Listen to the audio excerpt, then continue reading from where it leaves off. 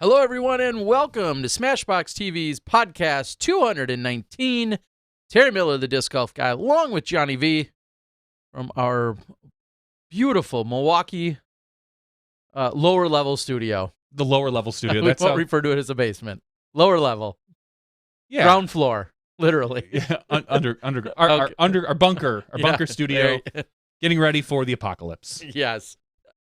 There's some, speaking of those, there's some elections right around the corner. We got a week, everybody. I should create some stir and some madness. I think that's going on. I love Tuesday nights because we get to be here for election night, and this is as they're all big elections, and I don't care who you vote for, but go out and vote. All right, exactly. I agree, and that's surprisingly where we'll end the politics chatter. All right, well, welcome again, everyone, tonight. Got a pretty fun-filled, jam-packed show. I believe we're going to have Dana Vici. He's bringing some heat tonight. He's going to tell us about some action taking place around the country, some events. We know things are supposedly calming down, but last time I checked my schedule, I'm no less busy. So we're going to get a few updates and details from around the country. I think I even have a follow-up from a few weeks ago, something that kind of went under our radar.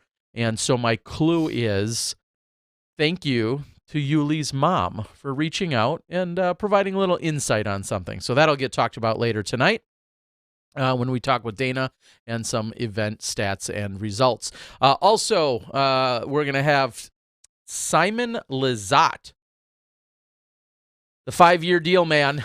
We talk about contracts. There's lots of hype. $50 billion. That's what I've heard. Give or take. Of $50 billion. $50 billion. But Simon Lizotte has signed an extension, which I thought was a very clever marketing word, as opposed to just saying he signed a contract. They use the word extension. Which is funny. An extension usually means you had additional years, and they re-upped you. So in traditional sports, like, I signed an extension. I was going to, usually you had another year on your contract or so, and they signed you extension. Otherwise, they re-sign you.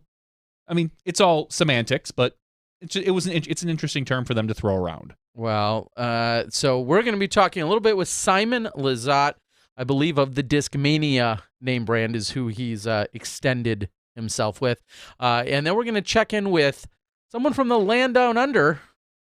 We're going to check in with tournament director Todd, as he's going to give us a little info about what's happening in Australia in just a couple of weeks. I know I've made a few mentions of it here, but I will be traveling over there to Australia, and I think we're going to see what's going on over there in terms of their event in a few weeks. Obviously, my travels will be in part to take in the event that's going on, the pretty large B tier that they have, but then also take in a little bit more of the actual scene and things that make up the Australian disc golf scene, and I'm super excited about it. So Todd's going to join us as well a little bit later. Thankfully, we don't have to worry about his timetable nearly as much as they're actually into Wednesday, so midday. Not saying his time's not important. He's not on a timetable, but we don't have to worry about keeping him awake. Well, usually we get into Wednesday as well at some point here. So super excited to do so. And then we'll see where things go from there. But pretty exciting. And I think we can bring in our good pal Dynamite. What do we got?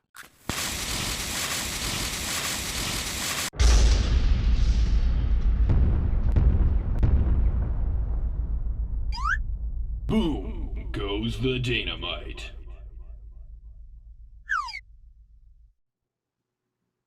Dynamite, how we doing, buddy? Doing good. I'm doing good. Terry, Johnny V, what's happening? The season's wearing down, Dana. We've got all the major events are gone behind us. We've got some bigger A tiers now kind of finish out the season. You people down south where it doesn't get really chilly will continue to play and tease us. Other than that, I don't know. That's what we have you on for. I don't pay attention to that stuff anymore. I saw Big Ace by Eagle. I saw that this week. Yeah, the Eagle McMahon still playing disc golf. I was a little surprised to see him play another event. I assumed he would be getting back to Colorado as soon as he can, but looks like they made a little pit stop in Oklahoma. Stop by, visit Avery Jenkins and family, and then hang out and play the Oklahoma Open. And might as well jump right into that. 2018 Oklahoma Open. Roughly 10 or 11 years after I played the Oklahoma Open as a young pro. It was my first pro event where I averaged 1,000 and cashed at an A tier. So brings back good memories. But this year, a little bit different. They ended the event at a golf course. Picked up Avery Jenkins to design that golf course, and that is where, as you alluded to, Eagle got his ace. But for the event, 225 total people on the open division. 53 total players. Had some strong competition. A couple touring boys in town with Eagle Barsby, Chris Clemens, Matt Bell was there. Gosh, Matt Bell, he's been all over this year. He's at over 30 events, and he's still going strong. So Austin Hannum, Colton Montgomery. There's quite a few touring guys that showed up here. Yeah, and it really was a 2-horse race between the world champion Greg Barsby and the National Tours Series champion Eagle McMahon. And in the end, Eagle rode that ace to beat Mr. Barsby by 2 throws during that third and final round to end up winning by 3 overall, and picked himself up a cool $1,250 for doing so.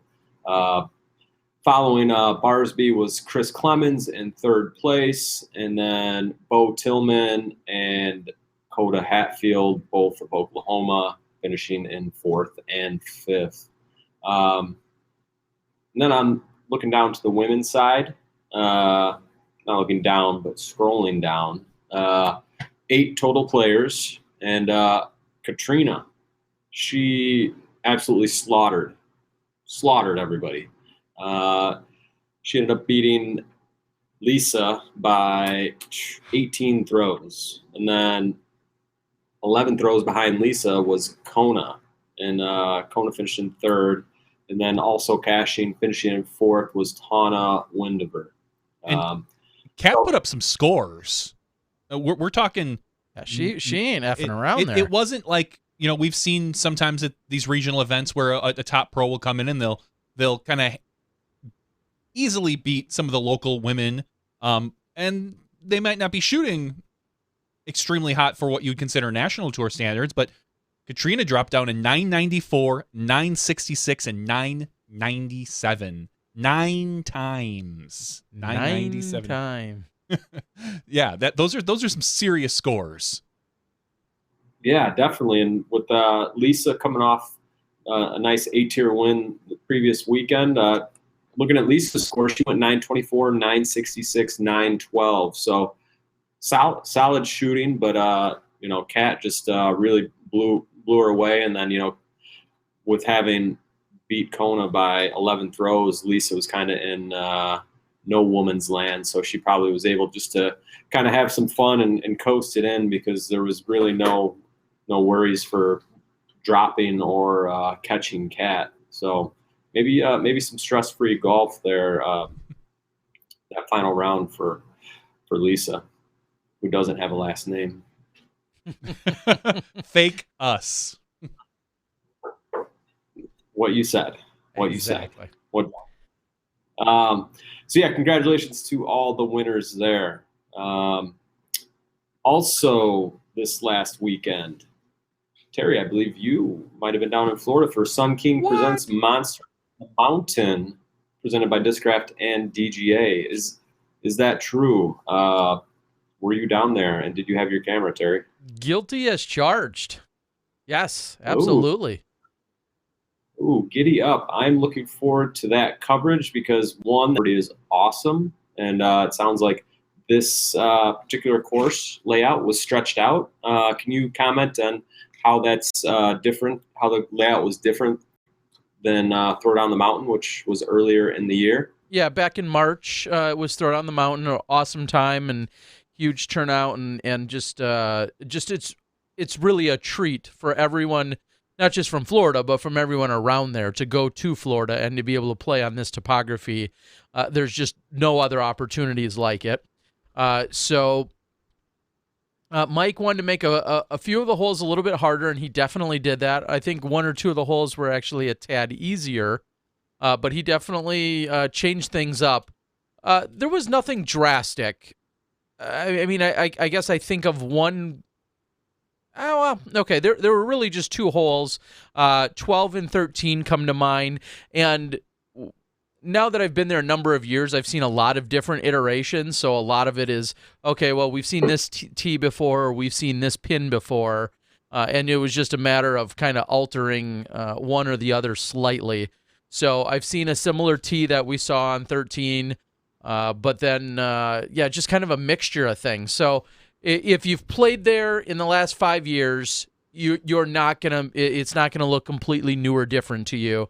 But if you were there just back in March, you'd be like, oh, yeah, this seems a tad different on a few of these shots. So nothing drastic, but it was all around a really good layout, lots of fun.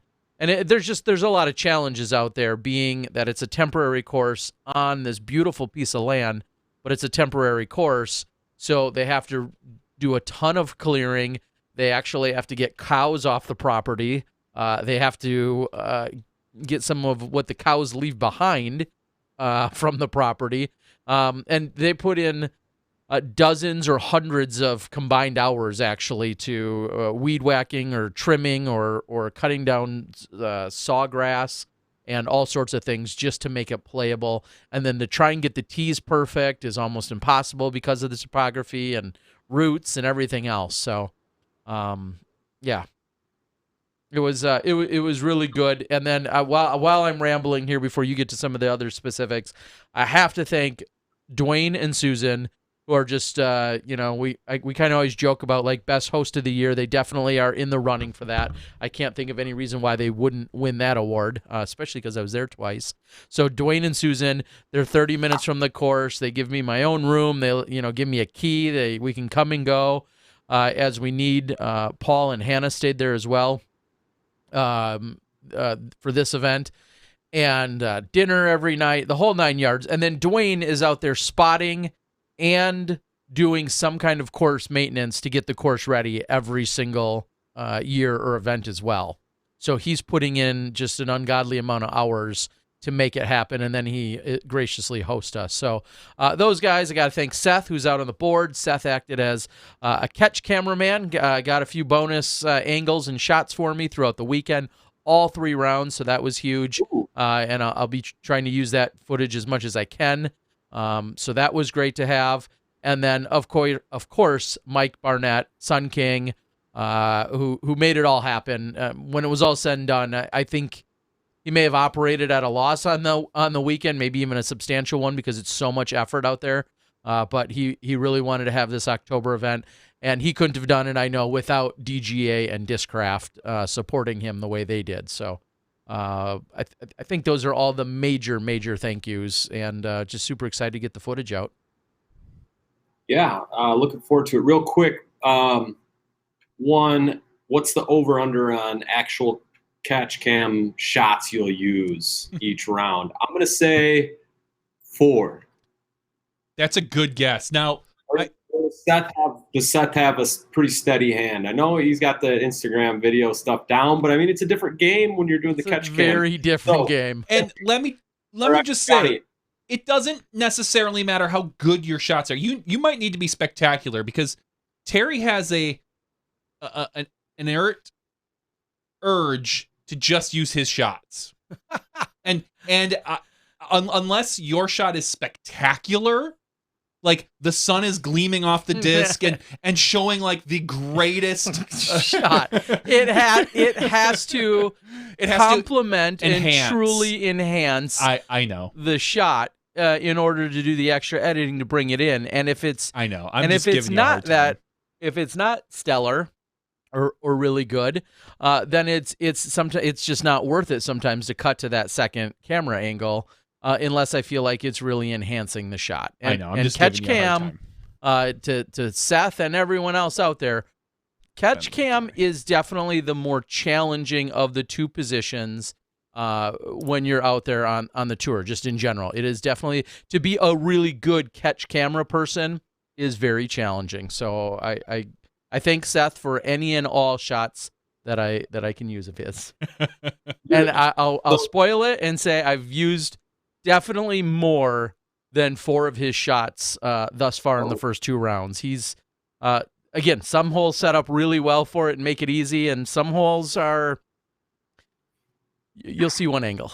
But I appreciate Seth working really hard. He was out there 4 to 5 hours every day along with me. And sometimes you're just standing in a field and like waiting for a disc to come blindly from off of a hillside. Like that's truly not an easy task. You need that Jomez, like I think that is the next investment, honestly, because the talkie talk. Yeah. That I can now see where they utilize that more often. Yep. But yes. So, all right. So let's get to some specifics. Let's start off on the, it was a small women's field, but I believe her dad was out there also as a volunteer. Charlie was out there doing some work, and she grew up just minutes from there. Talk about a home girl and a home course advantage, Dana? Ellen? Did she have it there maybe? Ellen Woodboom. She came out and was playing some really good disc golf. It was a really tight battle between her and Hannah Macbeth over the first 2 rounds, but then round 3 happened, and Hannah went one way and Ellen went the other. Ellen popped off 959 while Hannah was unable to break the Mendoza line, aka the 900 line, but she had played well enough to hold on to second place over Pam Renicky and Sandy Gast. So Ellen, using some of that home course, home state mojo, played some really good golf. 938, 914, 959. That was good enough for a 15-throw win and $650. So congratulations to Ellen. Then also to Hannah for the second place finish. So Terry, there's no bonus women's coverage there will be, just because of the timing and because of the size of the fields, it was impossible to actually get full round coverage of theirs and full round coverage of the men. And being such a small field, I was able to go out there a couple of the days, and I got more of a stylistic approach, just like I ultimately had at Throwdown, which I'm not sure I even posted, but I have that as well. A little bit more of a stylistic, creative, got some cool action from slow-mo, and that kind of stuff from the women's side. So I'll make sure to get that posted as well out there. And it was unfortunate, I think, 2 of the days when I got out there and then when I had to pull away, 2 of the days they were on similar holes, so it's kind of frustrating for myself. Like I got you guys playing these holes, but yes, we did get a little bit of action, and I will have that posted as well. So I'm pretty excited about that. Some good stuff, Here's something I never thought would be necessarily a problem. Pam and Sandy, who are just amazing women, they play too damn fast. I knew that was where you were going with that. Like, and this is a little bit of just behind the scenes. When I'm doing capturing slow-mo, you hit a button and you actually record. You hit the button and it records the previous 7 seconds, but it takes 21 seconds to do it. And by the time I hit the record button and then it goes back and it takes that 21 seconds, the next woman, Pam or Sandy usually, we're already up and throwing again. So it's really close timing to get slow-mo of more than 2 out of 4 people on a tee, for instance.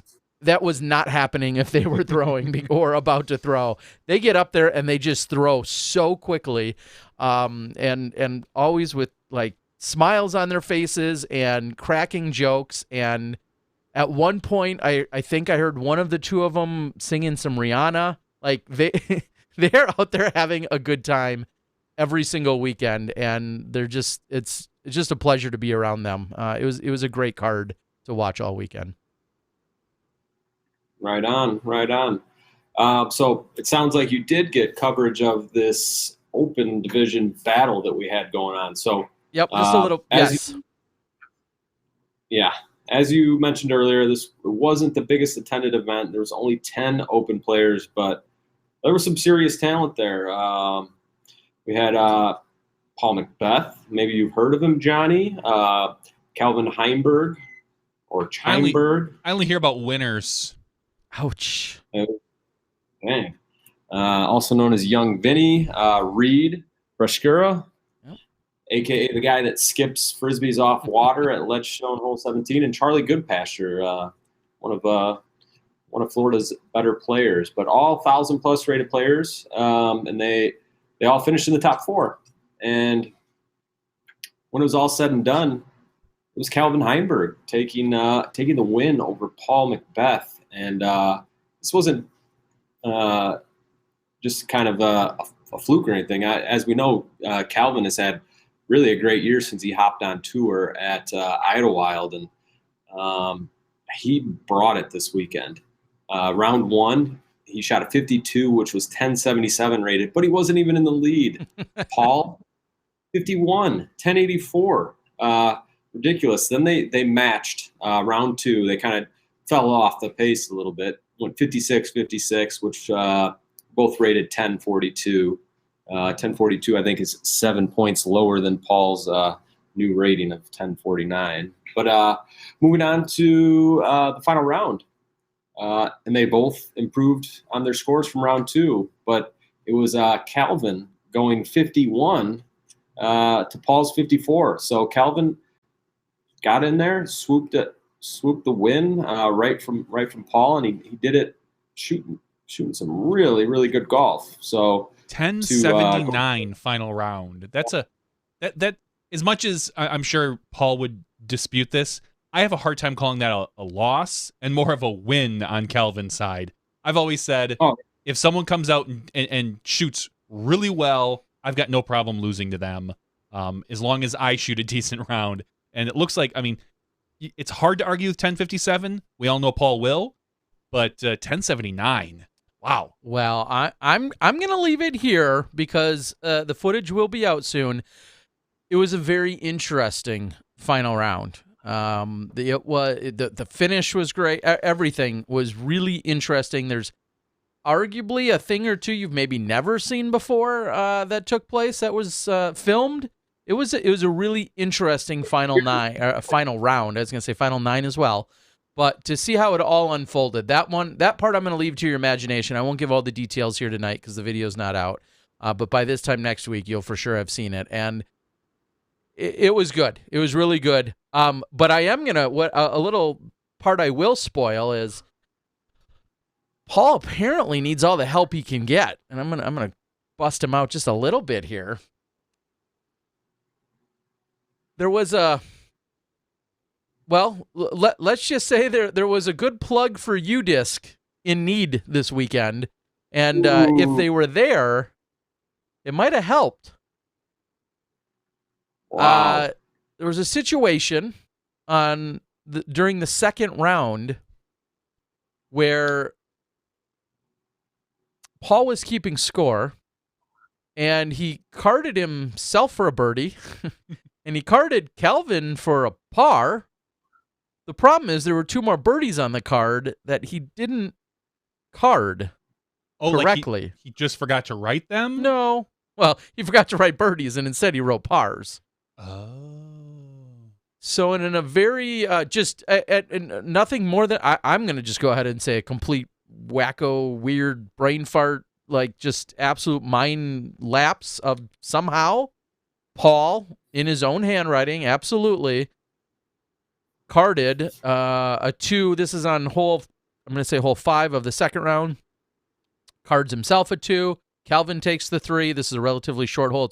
It's a slight redesign of hole 5 in the past, but similar fairway in positioning at least. And the 2 other guys took birdies, like very clearly took kind of tap-in birdies.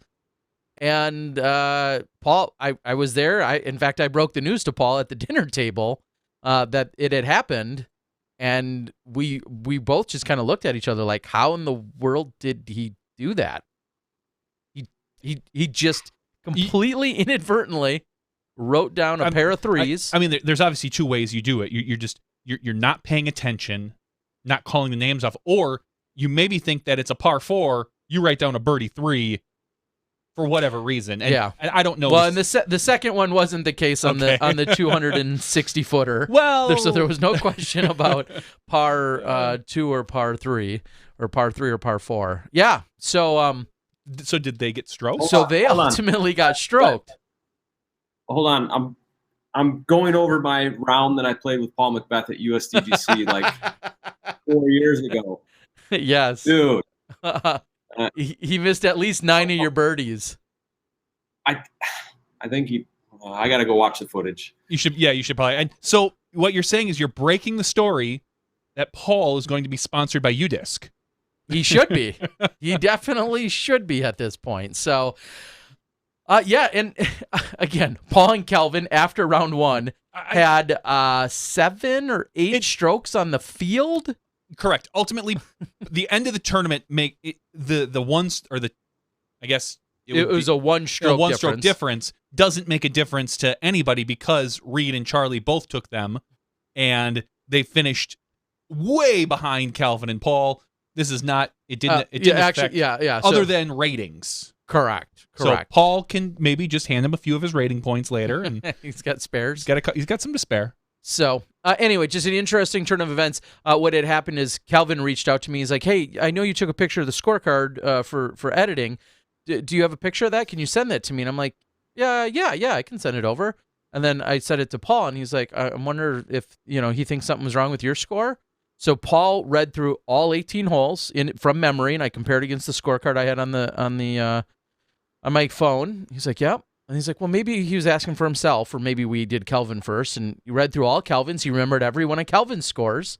The problem was it was the other 2 guys that he neglected to give the birdie to. At some point, they're in your rearview mirror, and you just kind of stop thinking about them. So they might be great on the card, but kind of behind you. Just an interesting scenario. Yeah. Of course, no malicious intent. It just brings to light a few things, and I think these conversations can all be had later in the show. But it brings to light, A, how great UDisc is when appropriately and correctly used. Hallelujah. And B, interesting that in this case, one person had control of the scorecard up until that hole, probably actually, and then when it was all said and done, they all added up correctly, but these guys didn't think of it until later in the night when one of the gentlemen was like going through his head how he scored what he did, and he kept coming up with 1 stroke difference, and hence the scorecard was asked for. So, well, kind of crazy.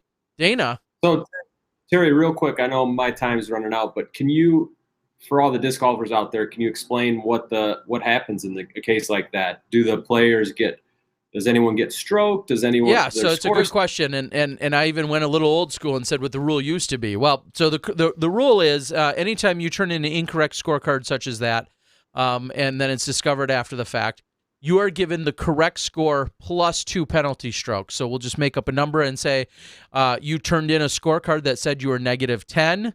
If you maybe were actually -11, for instance, or you should have been, but in this case. But it was incorrectly marked. So you get the correct score, which is the -11, and then you get a 2-stroke penalty, which would bring you back down to -9 for that round. And that's essentially what happened in this case. And it just happened to the 2 players that had the incorrect scores. So it's interesting that Paul Macbeth specifically is the one that wrote it down incorrectly. He's not penalized, but the 2 other players whose scores were incorrect. So that's why it's always important.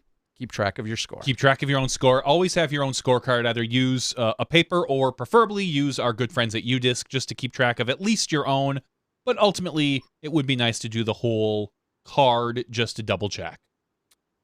The next round, they all had their own scorecards.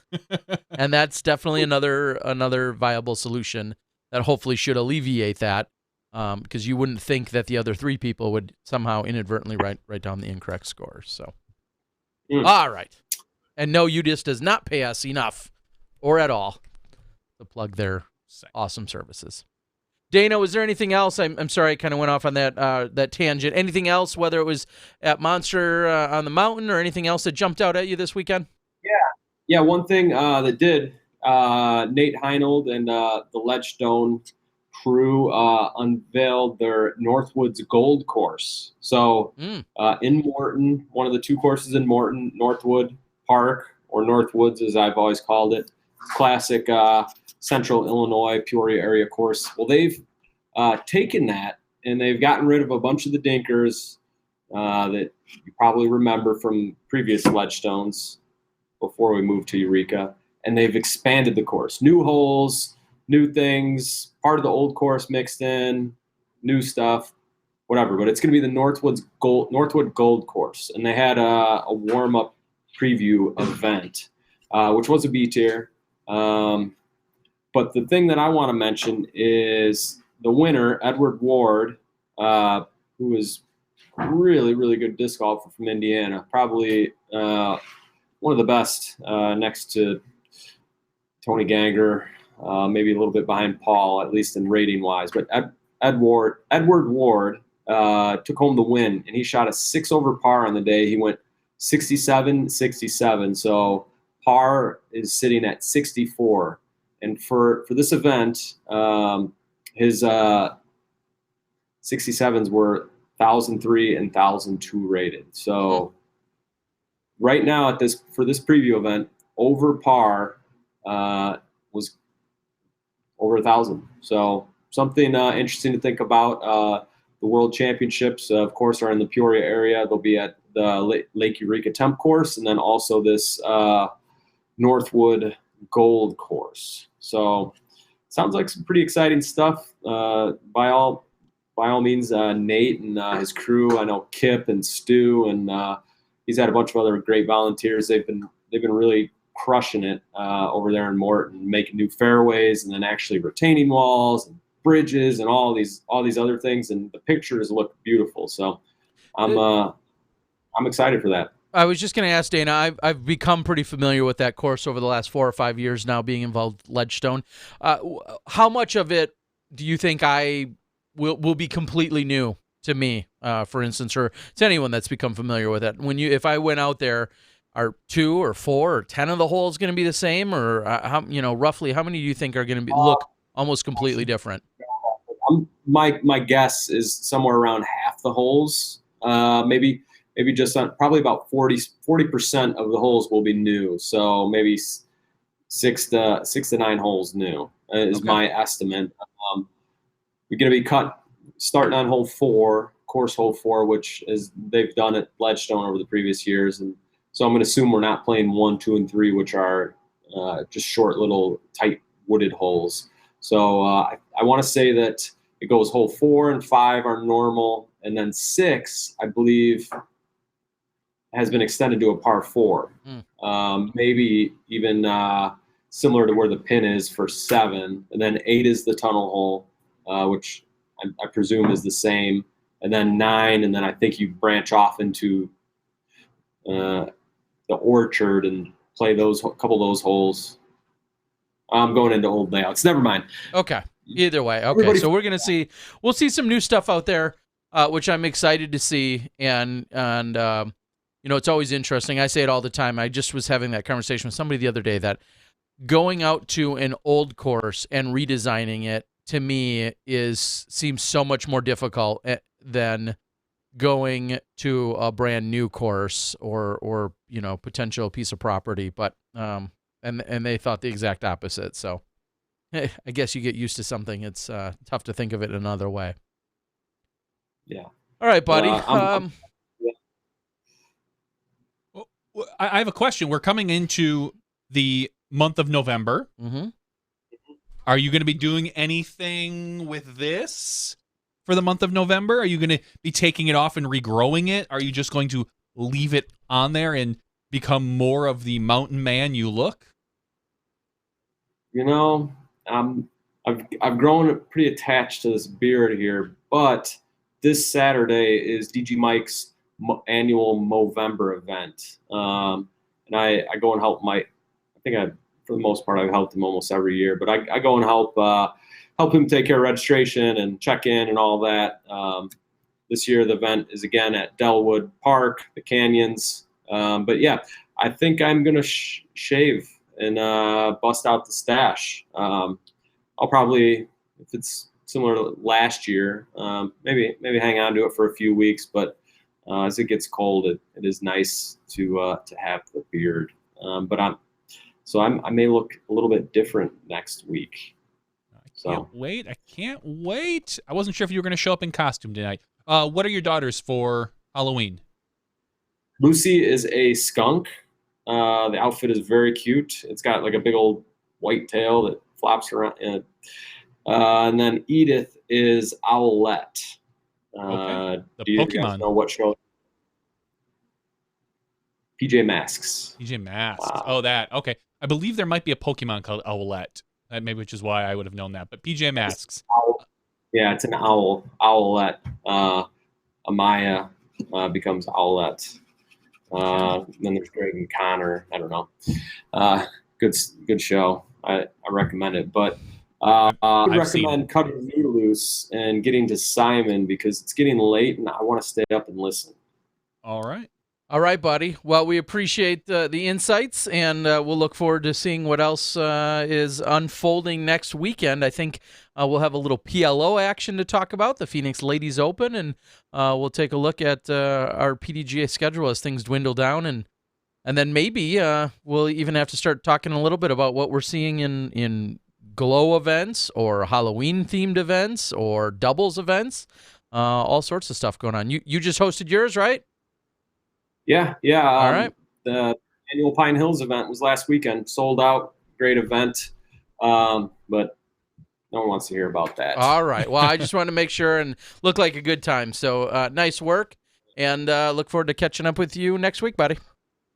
All right. And happy birthday belated to Chasing the Bees. He's probably out on the board. And then I want to give back to giving big hugs. I think it'd be appropriate to make it a double with Reed and Charlie for getting the raw end of the pencil whipping. Ouch. Well, to be fair, it was Cole and Reed because Charlie wasn't on the card. He was on the card first round, not on the card second round. Oh, okay. Anyway. Sorry. Big hug out to Cole and Reed. So, Terry, Johnny, ask Simon the tough questions. We've got him lined up, and I think he's going to try and dodge him. Speaking of Dodgers. All right. Have a good night, Dana. Appreciate it, buddy. See ya. Good night.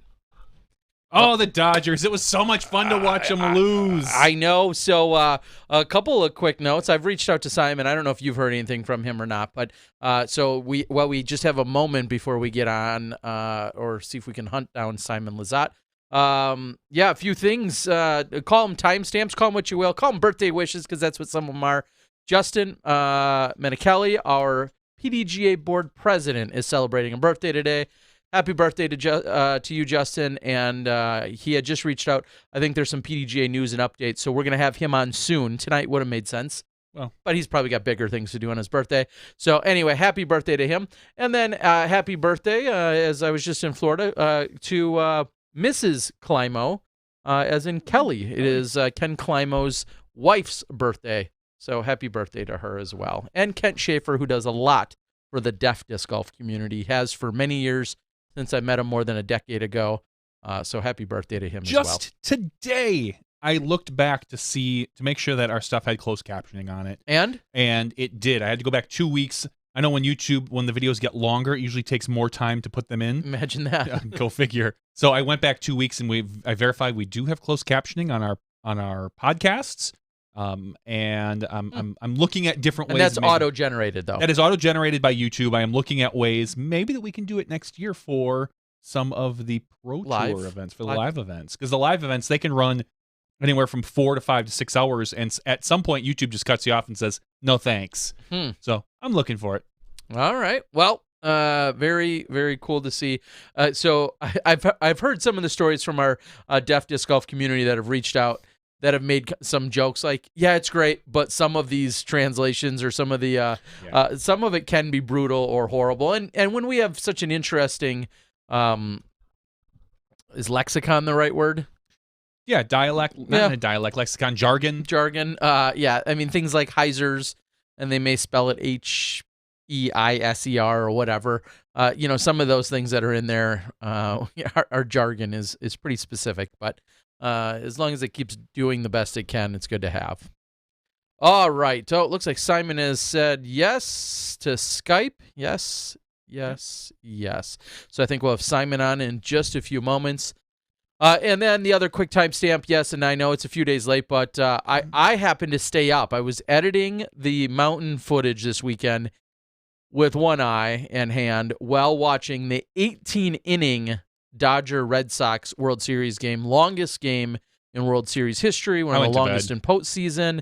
It was 3:30 Eastern when that game wrapped up. It was just incredible. So thank you, Big Putt Bill. Appreciate the super chat. Bill Sherman. And Harold earlier as well. Yes. Thank you very much. Super chatters, Harold and Bill. Yeah. We appreciate it.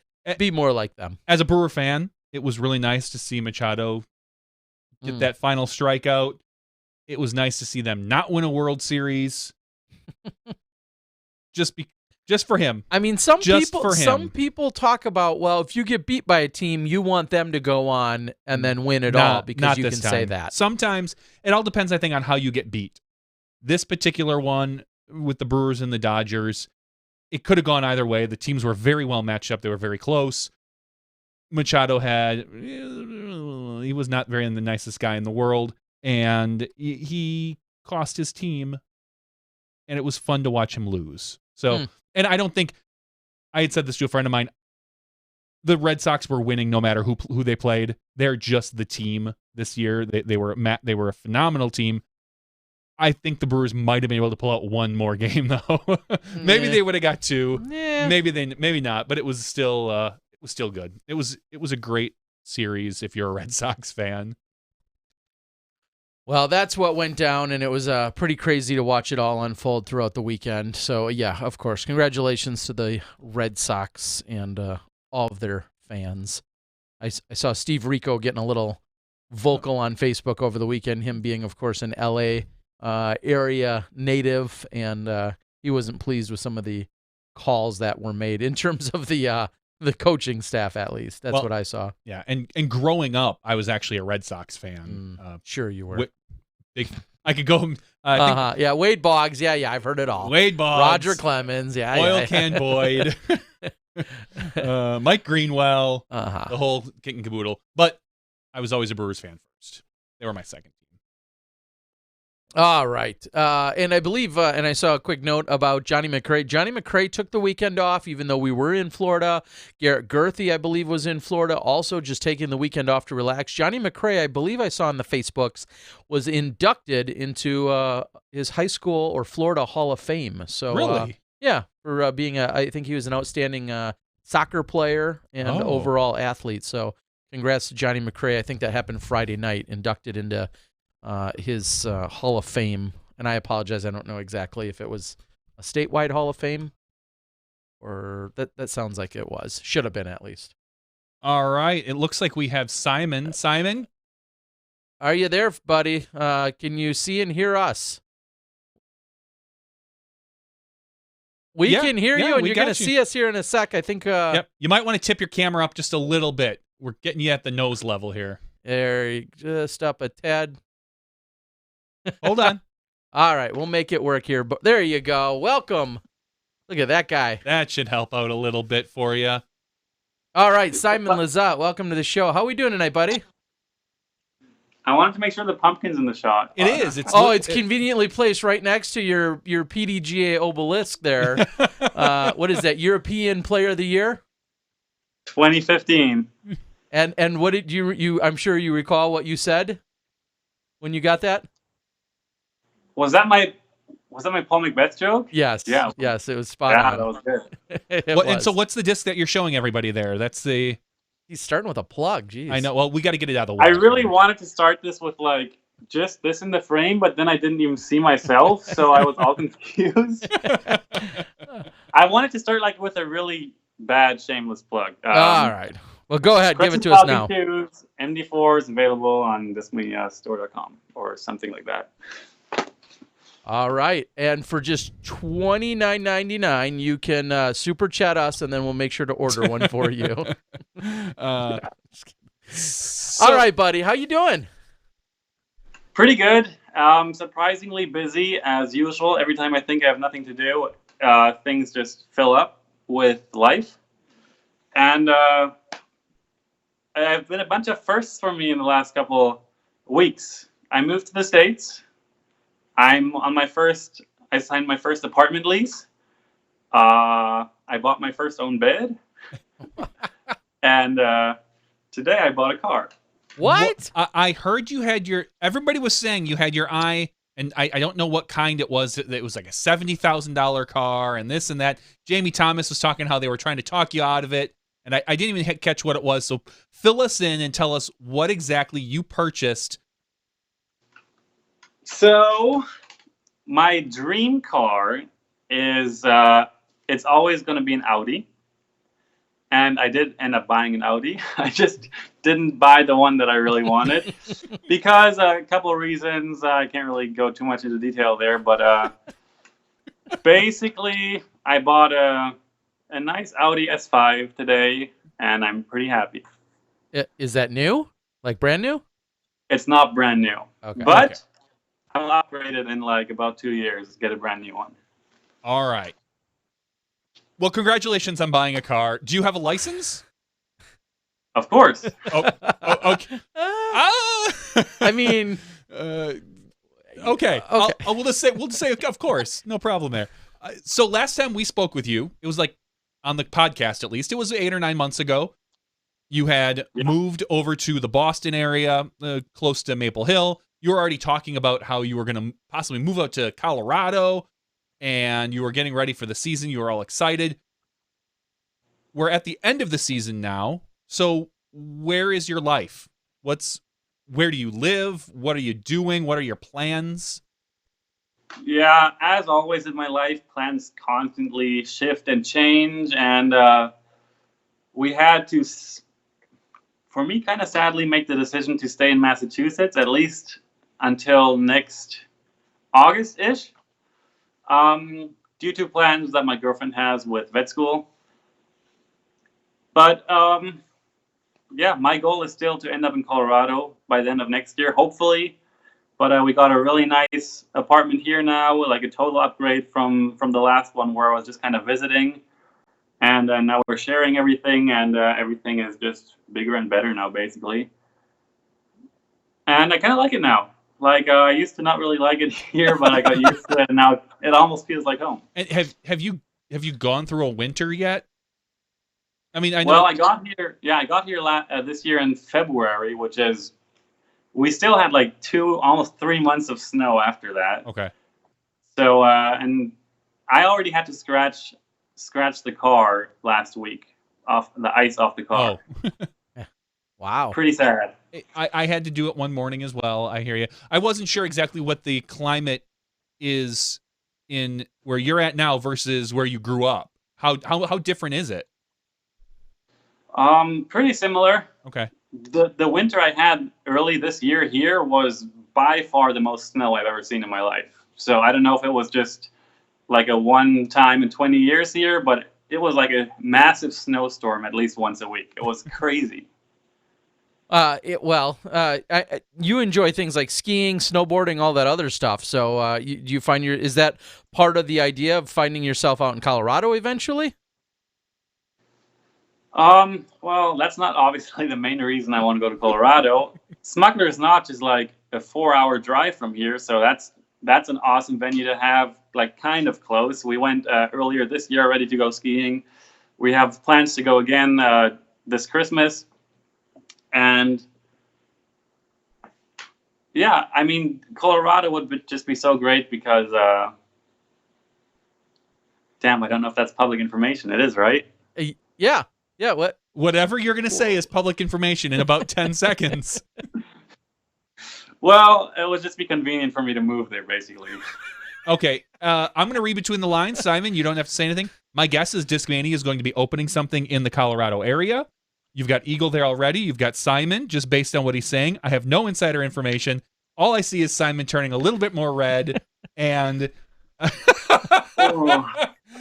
now, you see, He didn't say anything. This Yep. is my speculation. Johnny V. Sleuth detective work. I am also known as Mr. Magoo. Yep. So Brilliant. I'm a brilliant detective who just happens to stumble. It's like Baby's Day Out, where you just wander around, you run into things. Okay, speaking of UC, Discmania, all that other good stuff, the big news this week was your extension, as they called it, your 5-year extension with Discmania. Yeah. Wow. What I want to say, a good professional journalist would ask you more questions, but I just want to say, walk us through it. What happened? How did they come at you with this particular length, and why did you decide on it? Well, I wish that was easy to explain, but as always, there's like a lot of factors that played into it, and we basically started talking about the new contract when we were shooting the epic disc golf trick shot video.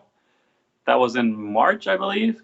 So it was a long process to get this final result of a 5-year contract. And as if everyone kind of knows UC, that he always wants like make a statement or do something that's never been done before. Like, and yeah, a 5-year contract in disc golf sounded like something that, yeah, would kind of like shake things up a bit and get attention. How did we get there? God, I'm confused myself right now. I'm sure it was. But it was a couple things. I mean, one factor was that I'm obviously not American, even though people seem to forget that sometimes. And the disc golf is getting so much bigger, so much more. Everything's official now, and we're making so much more money than we did a couple of years ago only, that everything has to just be official. Like, yeah, it seems crazy, but disc golf is actually like happening now. And so I needed like a big contract for even to be accepted to live here and to make money and work and play disc golf. So that was one factor that played into making it a long contract and like a really official thing. But all in all, of course, we talked about a lot of different options, and we just kind of stuck with something that was in between of all the talks. Now, when you're talking about making it official and making money and all that stuff in terms, now, I've heard, visas being thrown around and work visas. Does that all factor in for you? How does that play out on the legal side in that way? Man, I wish I knew how much I should talk about this, because I never really care, but people around me care. But I got approved for a P1 visa, which is for like artists, musicians, athletes. Yeah, it's a 5-year visa for now. Okay. And yeah, things just worked out that way. It was a lot of paperwork, a lot of letters I needed from the PDGA, from my employers, from Germany, and it's a process, like actually really intense. So, it makes sense, but it was crazy. It does make a lot of sense.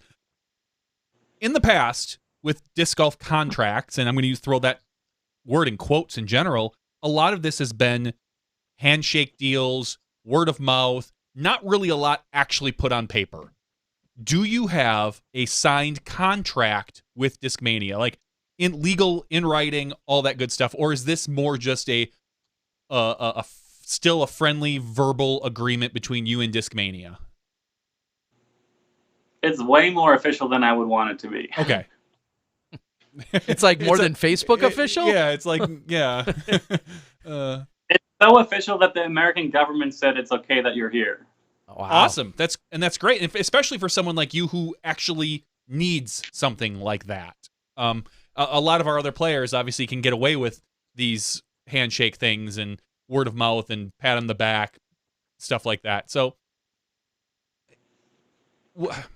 we've got eyes on you. We do have people know where you're going and what you're doing now. The government knows what you're doing. I like it. I like it. So would it be fair to say that if I think you referred to it as a P1, but if a visa was, say, 2 years. These work, I think they're like some kind of professional, maybe that's what the P stands for, some kind of professional visa.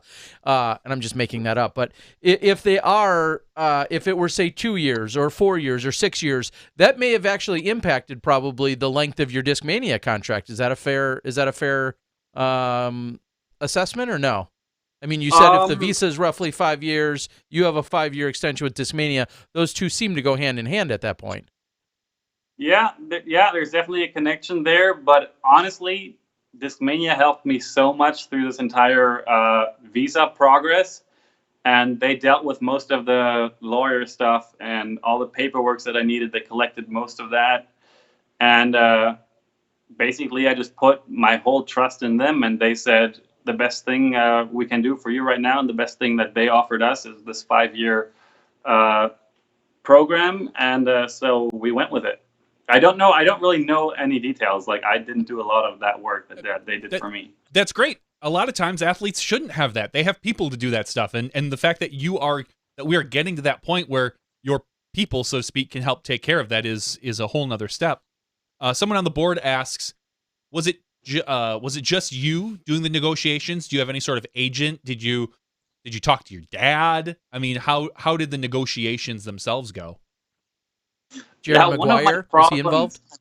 One of my problems in life is that my agent and manager is at the same time UC, my boss. I kind of thought this was where it was going. Yeah, I'm not. I think you need. Some might say you would have wanted another layer there. I mean, you could run a few things through me or really anyone, because when UC employs you and works on your contract and is your buddy, yeah. It can be great, of course. I'm not saying it's not, but it can also muddy some waters. Yeah, I don't know. I say it, I think, every time I'm on here, but I have 100% trust in what he does. And it's a great mix between friendship and respect and professionalism and fun and games at the same time. Like, my relationship with UC and Discmania is not employer-employee. It's more like we want to help each other out as much as possible, and doing stuff that help each other is more like, what's the English word? God damn it! It's like a given that you support and help any way you possibly can without like asking for more. Okay, and I get that, and I know that you guys have had because I think it's fair to say that without UC support all of these years, you wouldn't be where you are right now. I mean, he has done so much for you all along. And in general, the sport of disc golf over in Europe. I mean, he's... Yeah. Fair to say? I can't even try to explain the things that he's done and that he's planning on doing. It is so much more than probably everyone realizes. Like, I don't know. I don't even honestly know all his plans, and I can't sum up what he's done, but the amount of courses he's built, the amount of discs he put in people's hand, the amount of discs he produced, the amount of events he's run is beyond anyone, I think. And on top of all of that, what kind of goes, what a lot of people are starting to forget, phenomenal player. Mm-hmm. Like, he didn't just step in as management.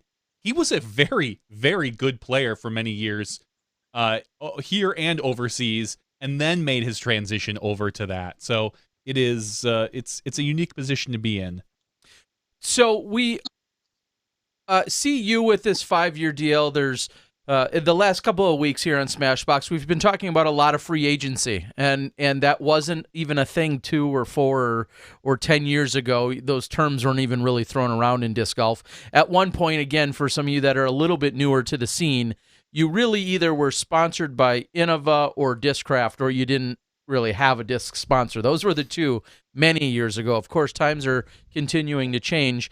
What do you feel like as we're seeing people sign 2-year deals, 1-year deals, 5-year deals? What does that mean for you, and what does that mean for the game? That's a question I wish I had a great answer to, but I'm going to try. It's so crazy. It's kind of, I compare it with the the media in disc golf, like 3, 4, 5 years ago, if there was ever a video coverage of a tournament that was like pretty cool, and then if it was like within the next week, that was insane. And now if it's not next day, like people get upset and like offended. Like, Yeah. what are you guys doing? Like, why can't I watch high quality? I don't know what it is, but like the best quality disc golf with all these graphics and interviews and all that now for free. Like why isn't that obvious? And with the new contracts now and the way things are moving and all these rumors that exist now and all these companies blowing up and making more and more money, signing more and more players. I don't know. This 5-year contract is that a first in disc golf? I think it is.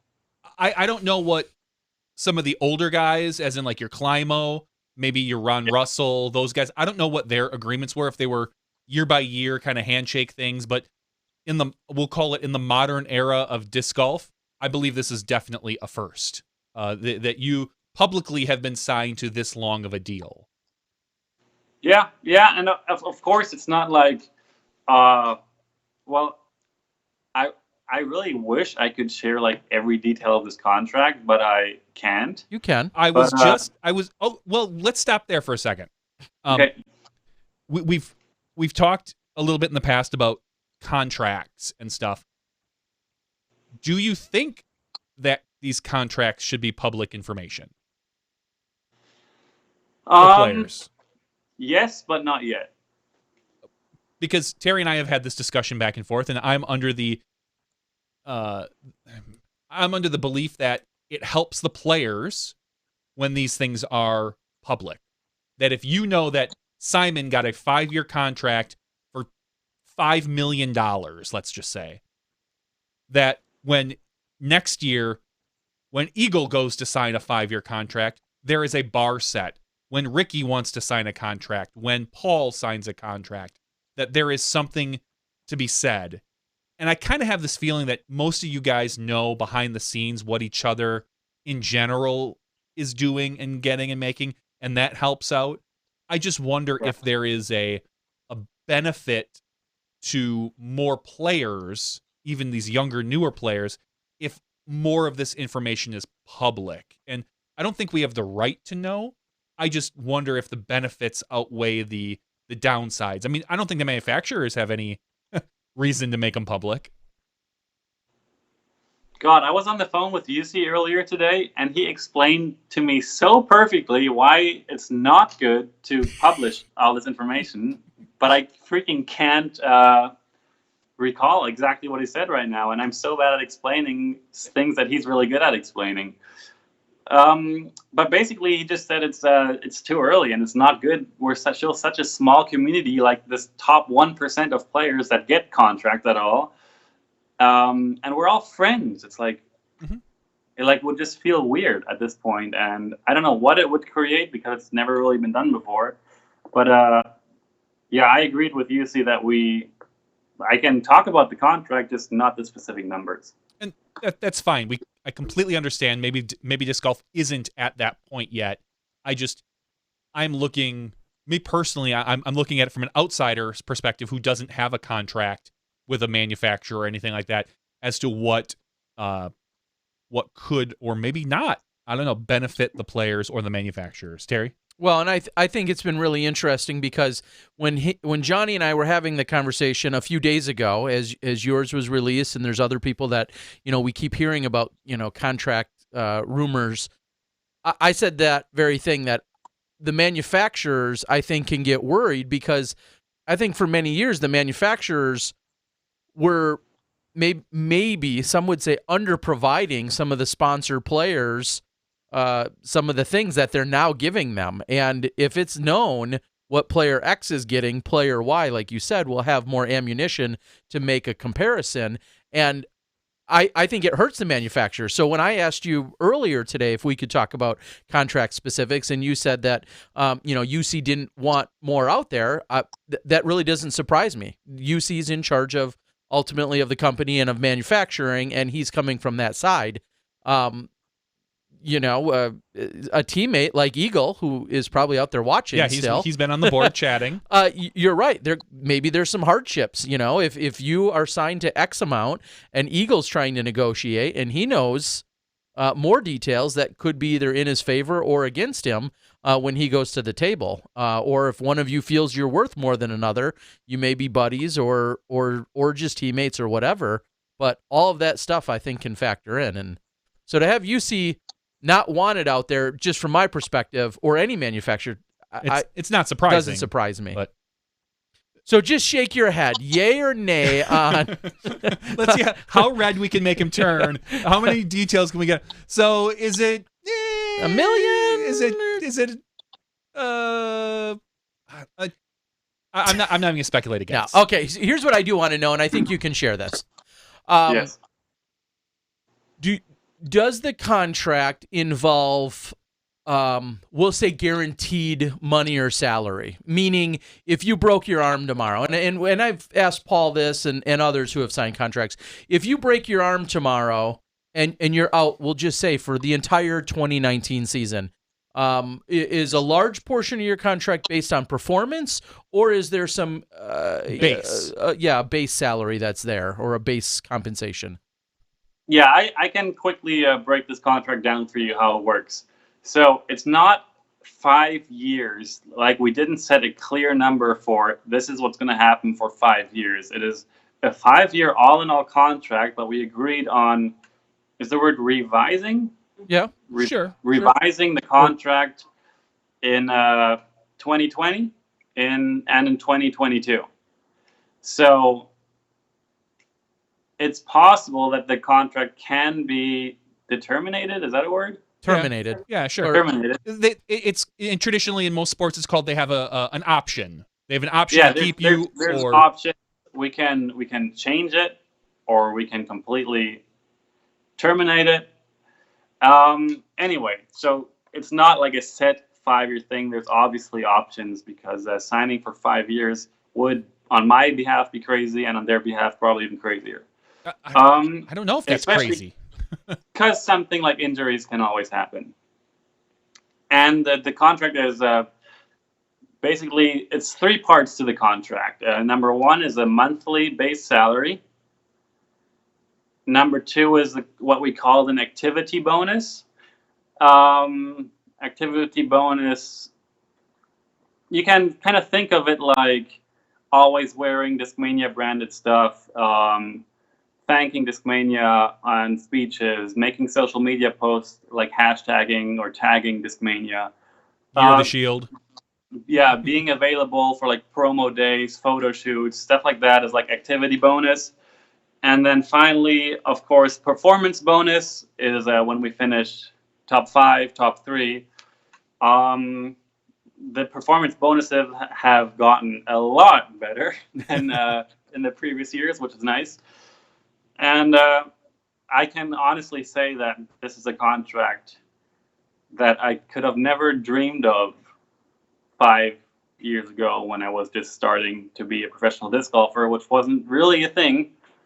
So, all right. Yeah, we're really thrilled that we are able to do this kind of stuff at this point.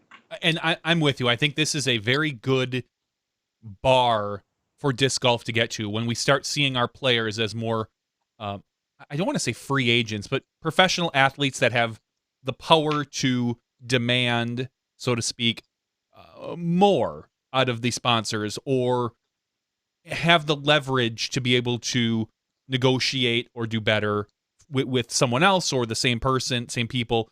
I think this is a really good move for the sport. And I think I don't think we're going to grill you too much more on the contract.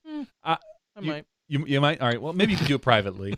So what is your off season? I'm curious now, what does your off season look like? Last year you went overseas. Well, it's overseas for us. It's home probably for you. And you did this fitness regimen with Eagle. What's in store for you for this off season? That is something that I'm also trying to figure out. Couple ideas we have.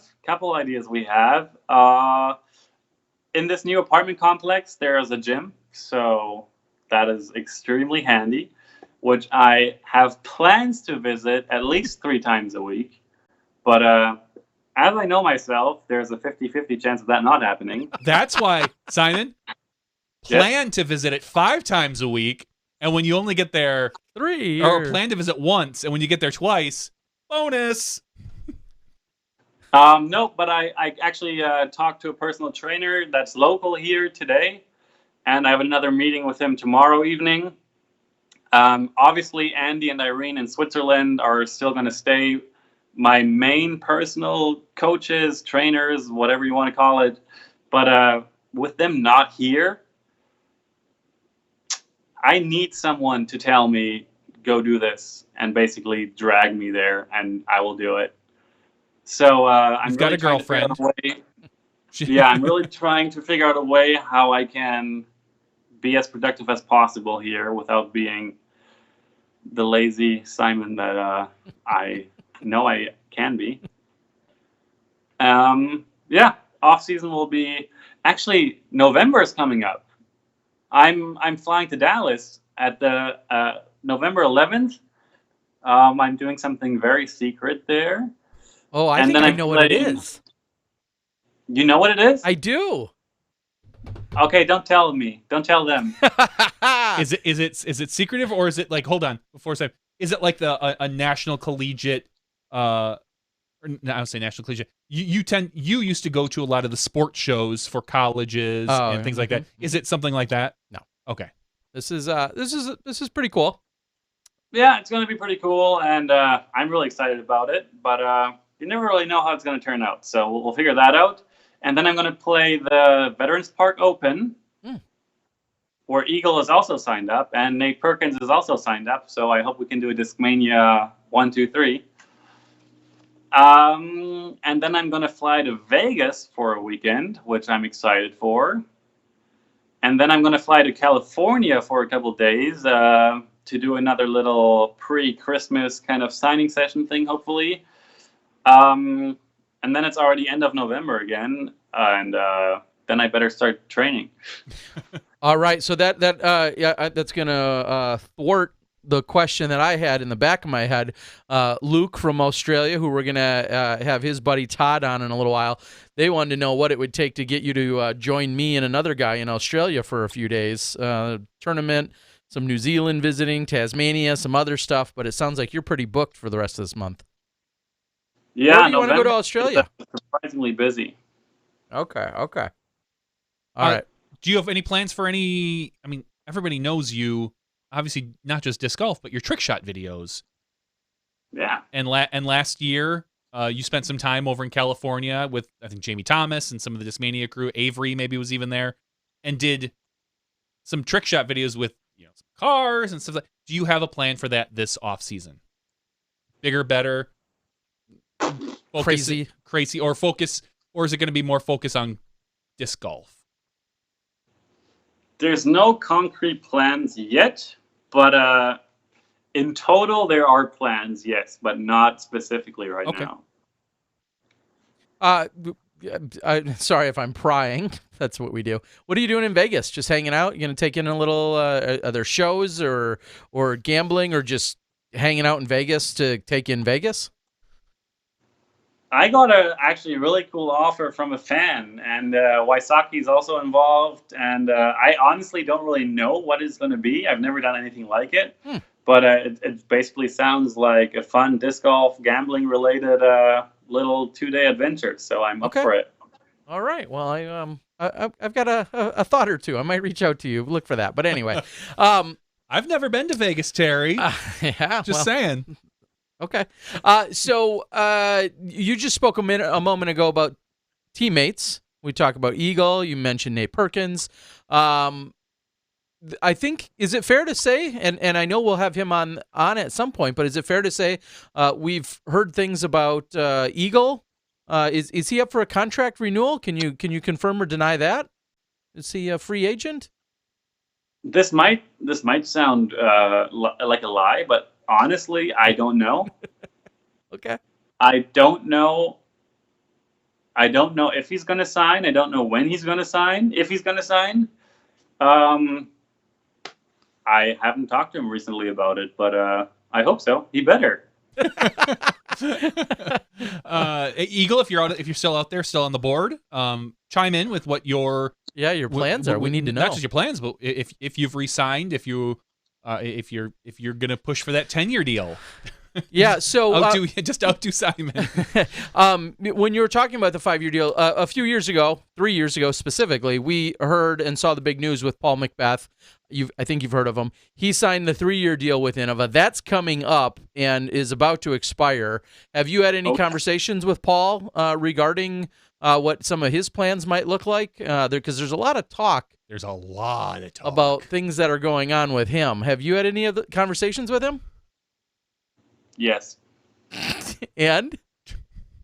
That's all I'm going to say. You're the third person we've asked on this podcast now, and they all give us the same response. So you guys are good. Yeah. They're so tight. Okay. All right. Well, things will be figured out soon enough, I think. I think is a good way to put that. Yeah, I totally agree. Yeah, and I think back to a few years ago, it was discussed pretty openly by Paul that his was a 3-year deal for ultimately looking at $500,000 more or less guaranteed. Mm-hmm. So and then there's disc bonuses, of and all that course, other and then stuff. it's interesting to think about where that sets the bar for someone like Simon, who comes in 3 with years 5 later, years. Yeah, exactly. with a 5-year deal. So, so Maybe. So your season this year, you attended a lot of the Pro Tour, a lot of the NTs. How do you feel at the end of the season, physically and mentally? How do you feel like this season went for you? I mean, it started off great. Even though, like, first tournament after like a crazy difficult boot camp and exhausting life at that point, I tweaked my back during the Vegas tournament, and somehow it held through Memorial, which was obviously a huge success and maybe the greatest win for me personally of my career. And then the freaking traffic jam in Waco, which was great news. And right after that, my back started like hurting again. And then I had to skip Jonesboro because of my back. And then after that, for the rest of the season, I was perfectly fine. No more injuries. Little wrist problems in Czech Republic, but those didn't really affect my game there too much. All in all, I am extremely happy that this year I was able to play until the last tournament, more or less injury-free. Like, I don't know, it's been a while until I could play like a full year like that. I only missed one tournament.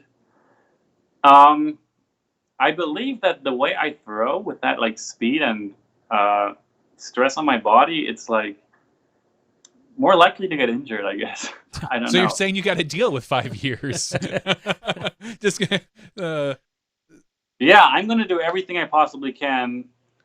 That's probably a lie. Everything I want to do in that moment.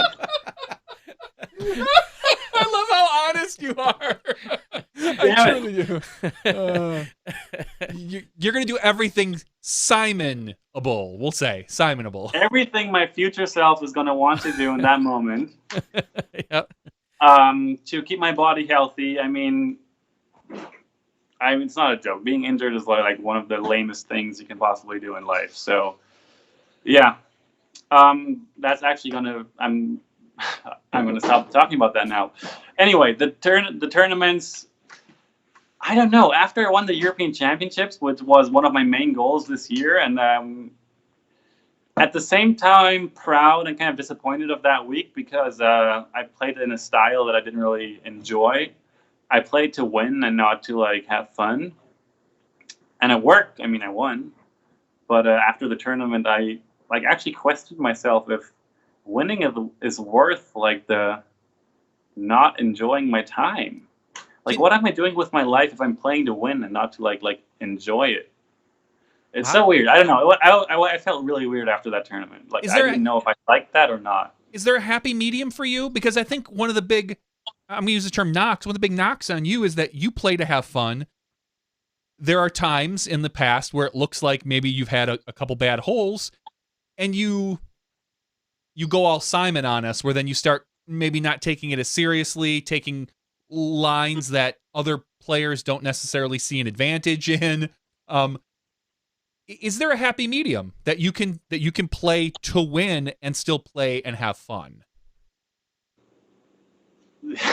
Yeah, I've been trying to find it for a couple of years now, and I don't know. For me, it's just so important to enjoy life, like to do what I like to do.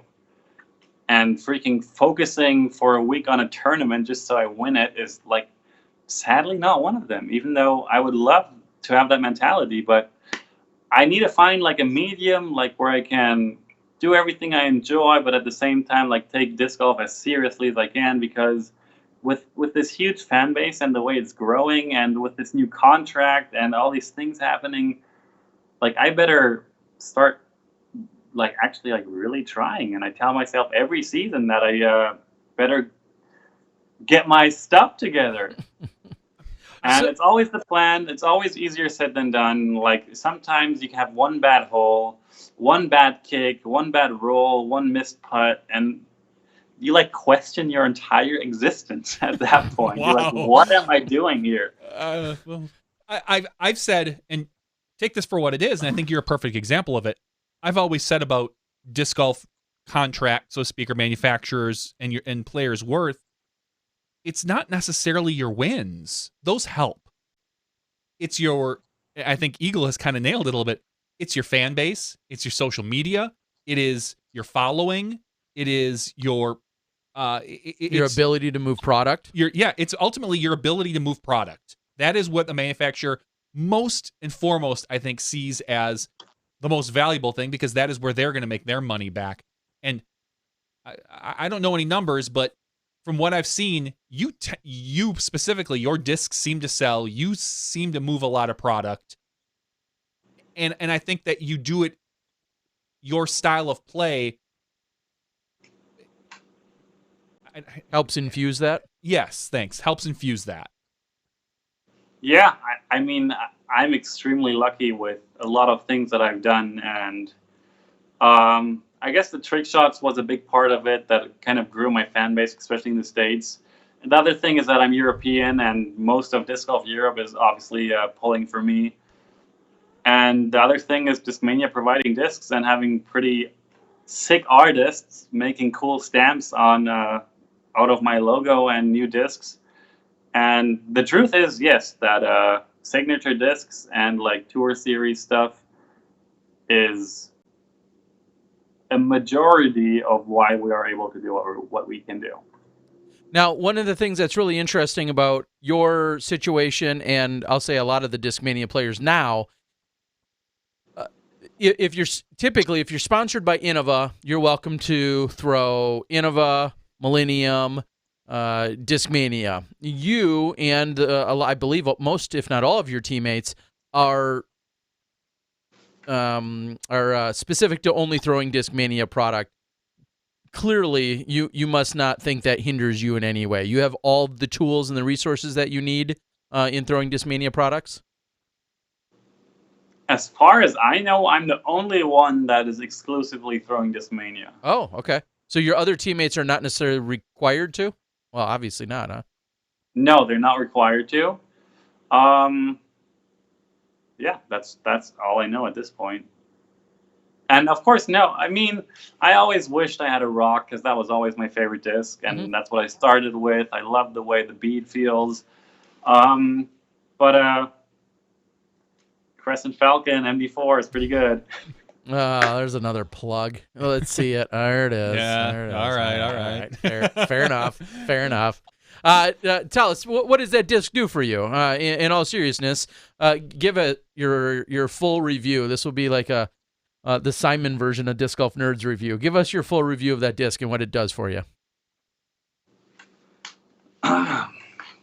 It is glow season, ladies and gentlemen, and we are here with the 2018 Crescent Falcon 2 Glow C-Line MD4. And this new run is especially awesome because it turned out with a slight slightly more dome than the last run, which makes it a bit more power resistance, which gives it more overstability, and it's exactly the perfect hybrid between the MD3 and the freshly released MD5, which is a total meat hook, very comparable to a Gator, and this holds a straighter line longer, but will consistently, trustfully, is that a word?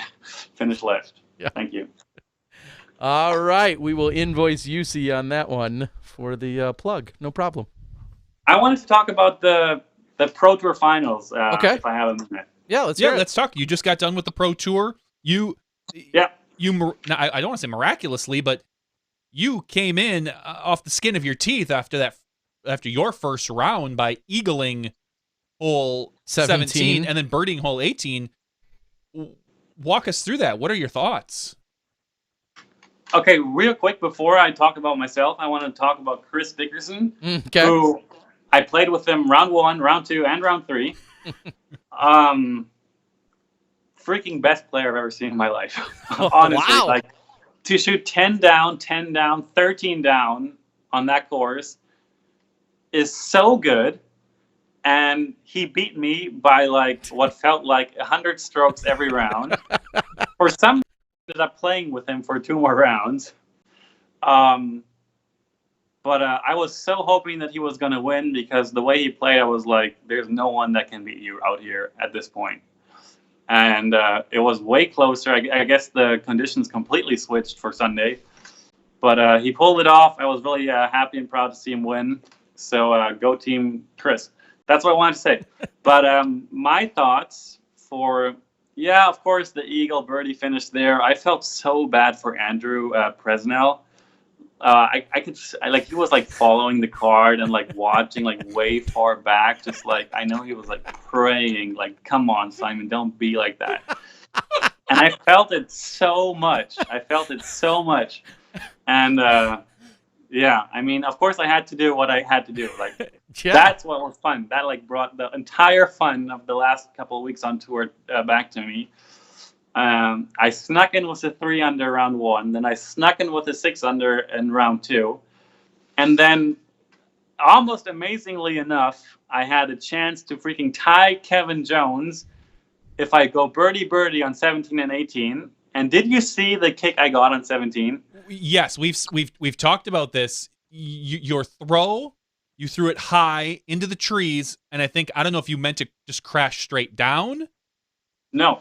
So the thing is, I heard people talking about, oh, you should have laid up further. Like I laid up too short. Yeah. But what the truth is that I practiced that shot because I knew that hole is going to be crucial.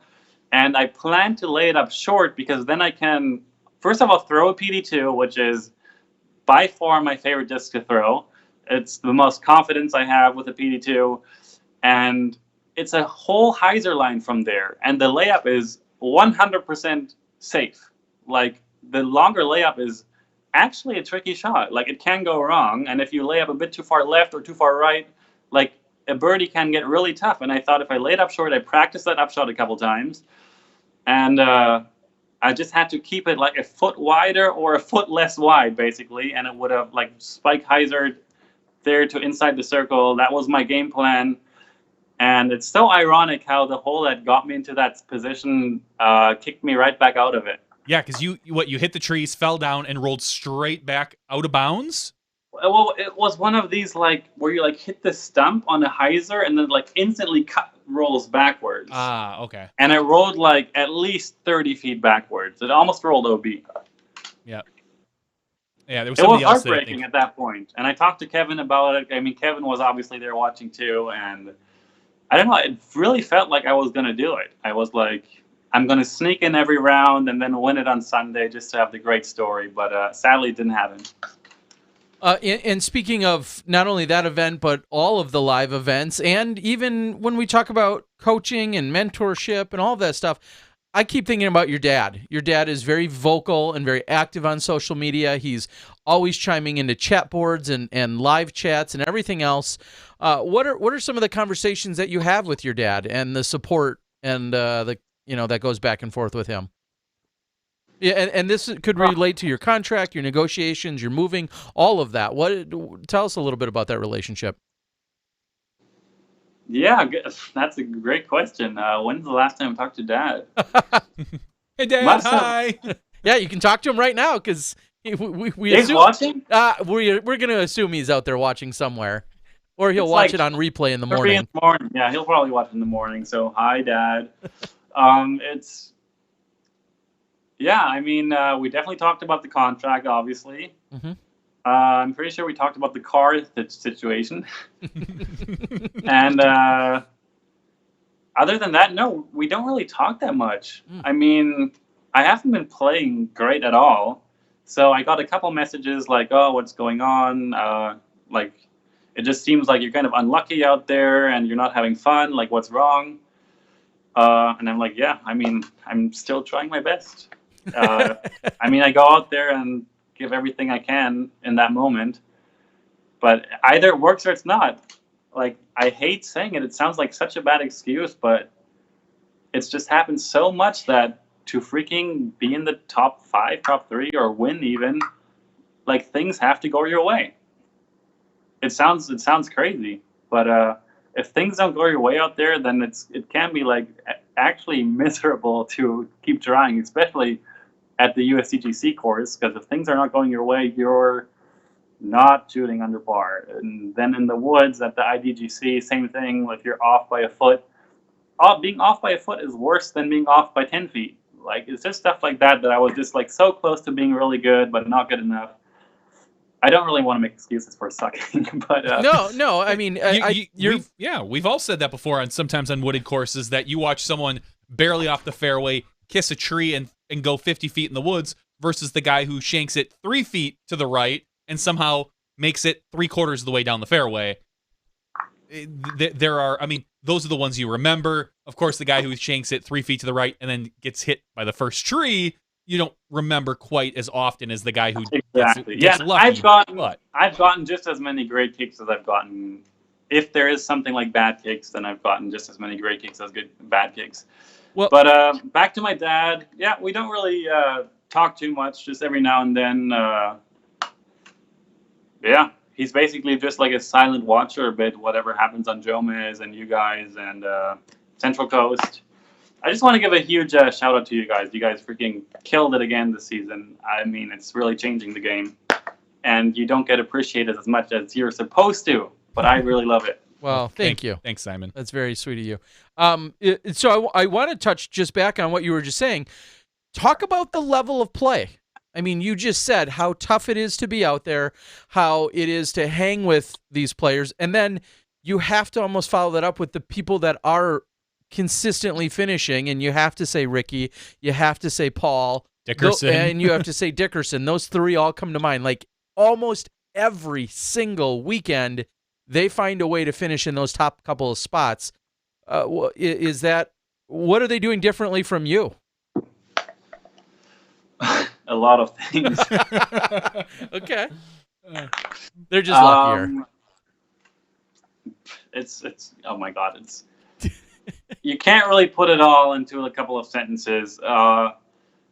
Everyone is getting better. Like, I'm probably most scared right now. What do you mean scared? Most looking forward to watching Kevin Jones, how he's gonna make progress in the next couple of years. Because that guy has like the fire that it takes, and I really like his style. So I'm excited to watch that.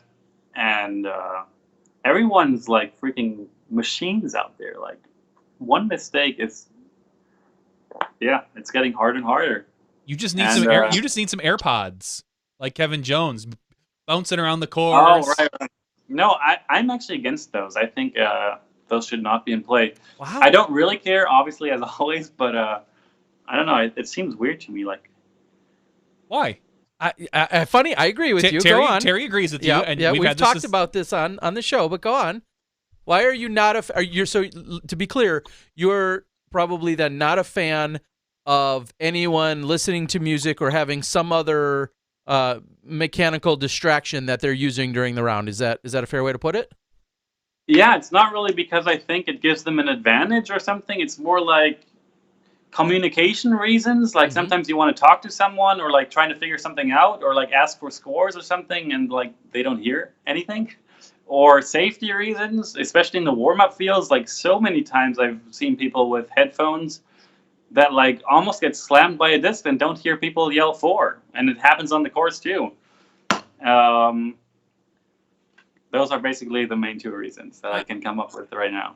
I'm with you as far as communication. If a player I don't have a problem with headphones, but I do think you definitely need to be conscious of your group. You need to be conscious. I don't think you're under any obligation to communicate or talk with your group under any reason other than communicate your score. If you want to sit there in your own little world and bust out your favorite EDM or your favorite Jim Croce, I don't care, as long as you are aware of your surroundings. I would never wear them in a warm-up area just because of things like that. But on the course, I got no issues personally. And I know Terry obviously has a disagreement. We've talked about this for years. Yeah, my statements were obviously not at all related to Kevin Jones. Yeah. Or basically any of the top pros. I can't really think of anyone who does it. Johnny does it a lot. Occasionally Eagle? I've never, when I've played with Eagle, has he done that. Does he only do that when he plays bad, maybe? I don't know. Oh, throwing shade. No, real quick, let's backtrack to Kevin Jones. You just had some pretty high praise and accolades for him. Also, another guy in contract negotiations, I believe, free agency. It sounds like I don't think things are moving forward with Pro Discus for this upcoming year, Pro Discus USA with him. Do you have any insight? Would you like to see him? You know, some people have said he throws far. And he putts pretty well, but he throws far. Does that automatically make him a good fit for a Discmania team member? Make him one of those crush boys that you guys talk about? Or is he too young for you guys? I wish. You wish? So I wish. So, but he's not signing with you. I wish. Sounds like he's not signing with Discmania, but you never know. You know, I mean, well, he could say he wishes, Simon, even though let's put he it this knows way. he signed. Simon doesn't know what Eagle is doing, Yeah. much less what Kevin Jones Simon is. doesn't know what Simon's doing. That's a valid Of point, course too. I know what Eagle is doing. I Come know. on. I know. I've heard, and again, the rumors out there that Eagle signed a 1-year extension. I don't know how true that is. That's just what I've heard. If you follow some of the web boards, there's a lot of talk from people who have heard things here and there, and that has been what I have seen and heard discussed on some web boards. But that is, I can confirm I've heard the same rumor. okay. So 2 people have heard the same rumor, Which is interesting because with you right here in the room, Simon will say, it's fair to say that the face of Discmania is Simon and Eagle. So to have Simon lock into, so to speak, a 5-year contract, which is arguably the longest we're seeing in modern day disc golf, and then to see on a very opposite side of the spectrum, Eagle, I don't want to say limp in, but Eagle come into just a 1 year. Well, I mean, limp in compared to 5, just it doesn't feel like nearly as much. Okay. Eagle to come into, maybe he's coming in powerful with it, but he's coming into a 1-year deal. That's a pretty stark contrast between the two. It is. Yes? No? Maybe? Simon? I lost track. What? Never mind. Ultimately, it depends on the player, what they're looking for long term. If they're looking to settle down, so to speak, or if they're very happy with their situation, or just moderately happy, or they're looking long term versus short term. There's so many situations that can come into play. Eagle is in a very different position in life than I am. So that made me sound really old. Yeah, it doesn't have to be, but you are what? You're 7 years older than him? 6, I think. And now he's 98, I believe. Yeah. No, is he 21? No, he's 20. I don't know. No, he's 21. He can. Didn't he turn 21 on our show? Or do you? Yeah, I think he is 21. Yeah, so I'm 25. I'll be 26 in 3 weeks. Yeah. 5 years. You've got him by 5 years about. 5 years. Speaking of 5 years, yeah, no. 5 years in disc golf basically make a huge difference. It can, and like you said, you're in a different situation than he is now. You are now more settled down, so to speak, and as far as your home life, you have a home base. I don't know if I've heard Eagle talk about that other than Colorado living at home and then touring and traveling. I don't think Eagle has a place of his own. At least I haven't heard. But it's you are becoming, sorry to say this, Simon, but you're becoming an adult. Yeah. You've got a pet. I've seen a cat wander around behind you. It's Yeah, that's very Really? adult-like. yeah. I don't know if he's there now, or she, but it was definitely there earlier. All right, so Eagle's chimed in to make it sure he's known. He's 20. Eagle is 20. All right, we got it. Okay. I thought he was 20. Yeah, so he I turned was- 20 on our broadcast. I thought maybe he was even 18, actually. Oh, did he turn 18? I don't know. Either way. All right, so we got to get onto the real questions, the serious ones, like that's being asked on the board. Favorite adult beverage, since you're very adult-like. What's your favorite adult beverage?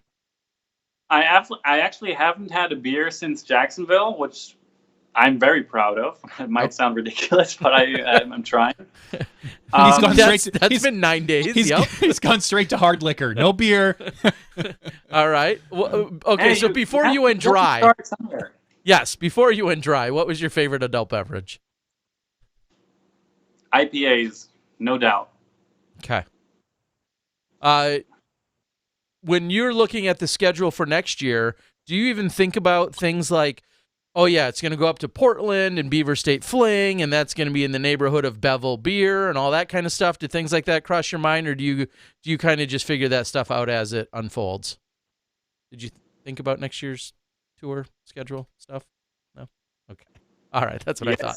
Yes? But I've never related my touring schedule to beer.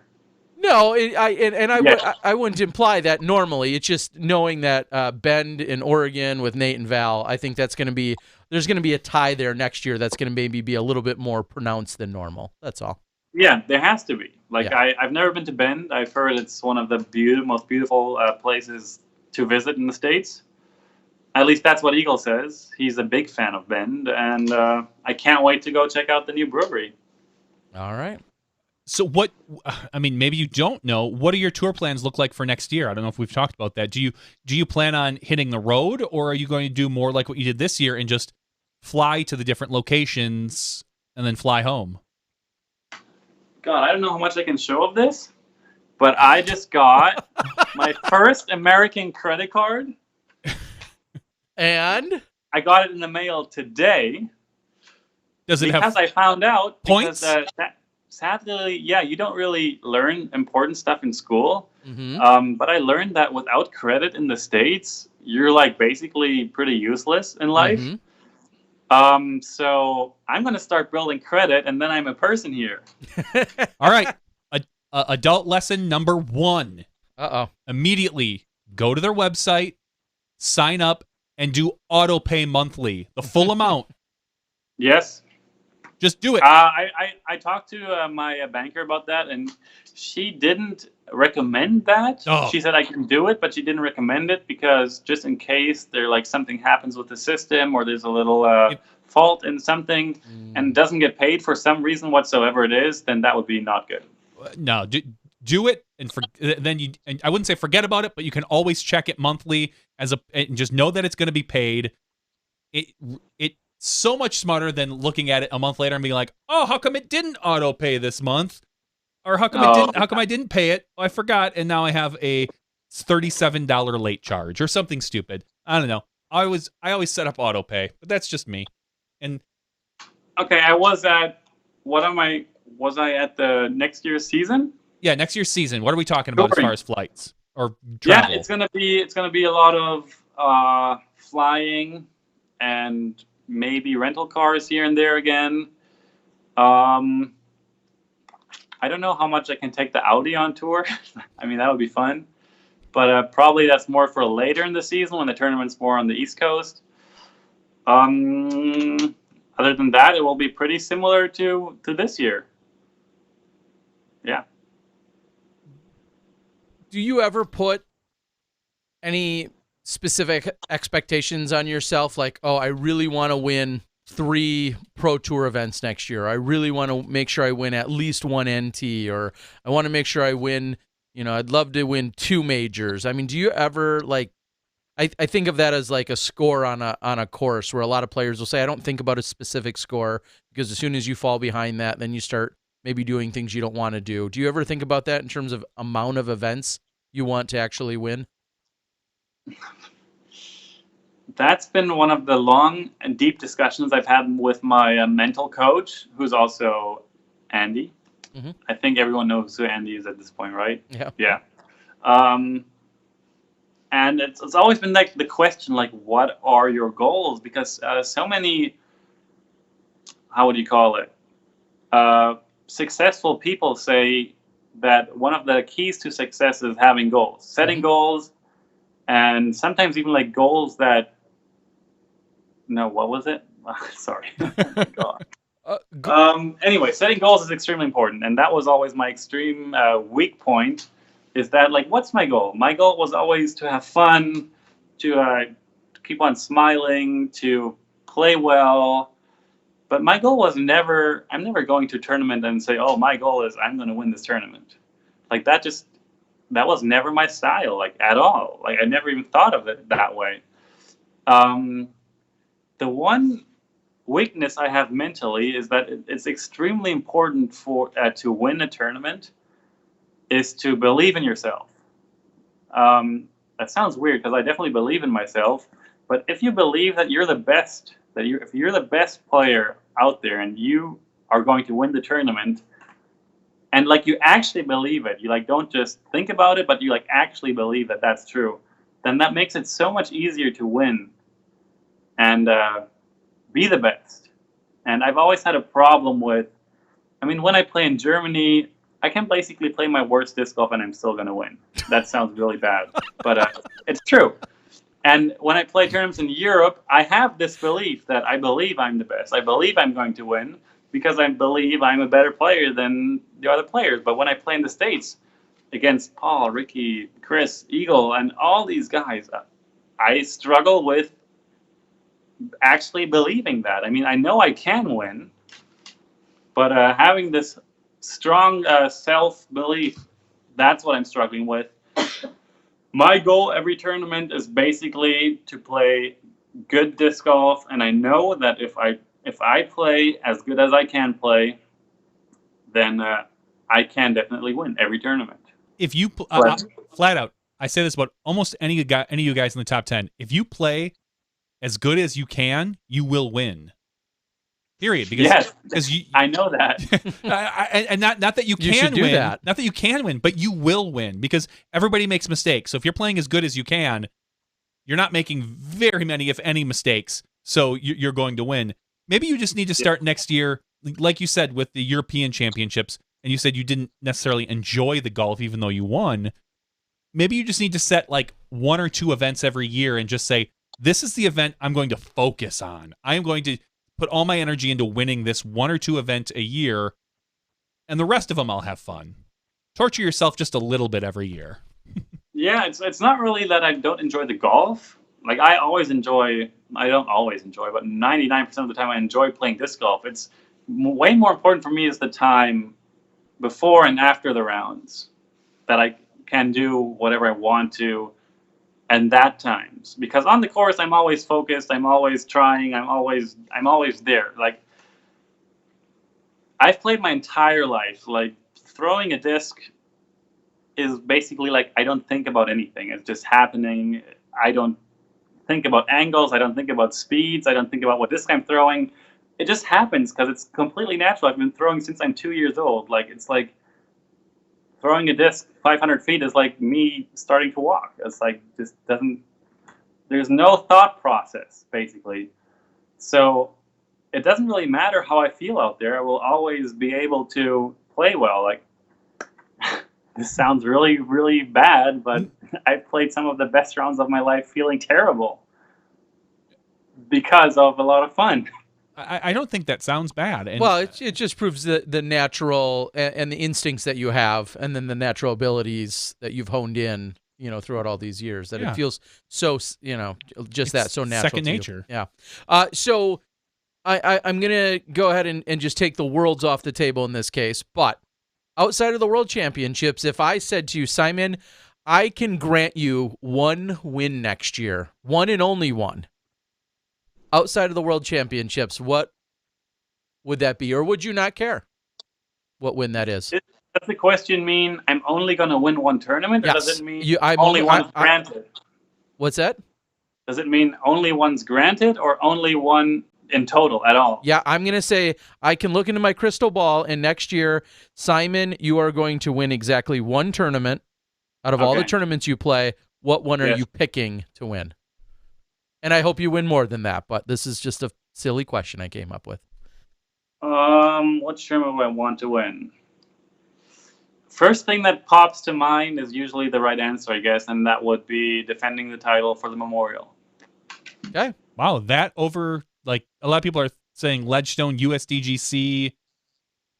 Okay. Yeah. I mean, I'm good with that. No money, like bigger prize money or something, that's obviously not a reason for me to win a tournament. Prestige and a title, like, I don't know, Paul McBeth always talks about these titles and all that, but that's never been so important to me for some reason. I don't know if that's bad or not, or if I should. Hey, everybody on the board is saying how much they love when you come on the show and the interviews you give. And I think that is because of the attitude and your openness and what you project. And I think that all goes into part of what you're saying right now, and it doesn't sound bad. And you are unique in our sport in that aspect. That I think a lot of people take the sport very, very seriously. Not that you don't, but take it. It's a different perspective from a lot of people than what you have. And I think that because of that, that is why you're growing your fan base. That is why you are. I'll say it in blunt terms. That's why you're pushing more plastic than a lot of people, and I think that's why you're more valuable as a commodity than a lot of our golfers that are winning more. So take that for what it's worth. Yeah, I mean, thank you. And I'm the only. If there's one thing in life that I've learned, I'm only 25. I mean, but it's that honesty always wins long term. Like, lying sometimes feels, or like saying like half truths sometimes, it really can make things easier in that moment, but yeah, ultimately the truth is just so much easier. Like, no, that's the wrong word. Easy is the wrong word. It's definitely not easy. It's just long term better. Okay. So here's another life lesson that I want to share. This is extremely random, but I really wanted to say something about this.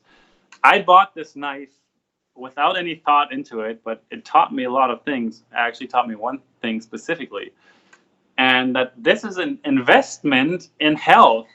I won't say hate, because hate is a word that people use extremely wrong.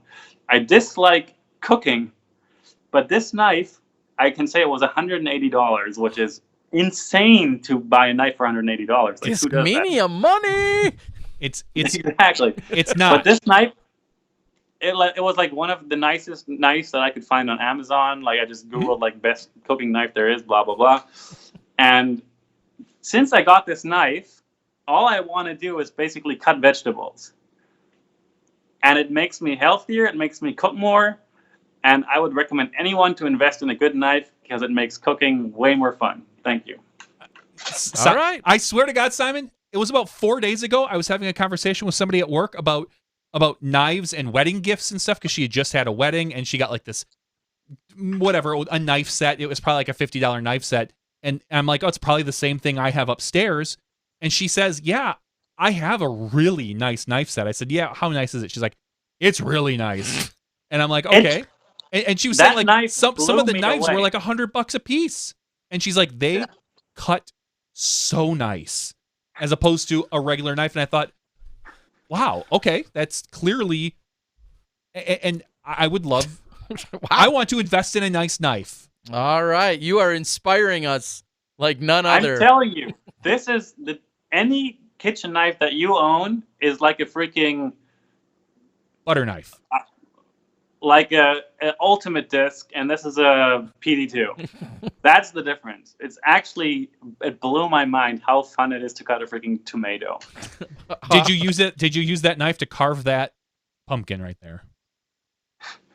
No, I used a pumpkin carver. Oh, well, you love your knife. I didn't. Yeah, no I didn't kidding. know. And I guarantee you were making UC and probably everyone at Discmania very nervous with you handling that knife. Just saying. Be careful. Especially because I'm selling it better than my disc. Yeah, if I find knives and spoons on the Discmania site tomorrow, we're gonna know. So I asked you about next year and possibly what would be the win that you would, whatever, the one win. Let's reflect for just a moment and say, what was the number one thing that surprised you? And I carefully chose the word surprise. What was the number one thing that surprised you here in 2018? For any reason, on or off the course. The first thing that pops to mind is Eagle's confidence and the way he was able to dominate some of these tournaments. Because I haven't known him for that long, actually. I think 2015 or 16 is when we met for the first time. Mm-hmm. And the way he changed over the off season, unbelievable. Different person on the course. Still a total idiot off the course, but on the course, actually crazy. Yeah, we definitely. Where did that confidence come from? Go ahead and just guess or project, or maybe you know something specific. Where did that confidence come from, and then how do you copy that, or do you already have it and you did something else? I don't know, Eagle. I feel kind of bad talking Eagle up now, but I think I got to do it. Yeah, he's really good at sticking to his plans and goals. Okay. That's the one thing that definitely separates us, is that he has goals and he knows his goals, and he will do everything to make those goals happen. Plus, he's freaking vegan and the healthiest you can possibly be. Sure.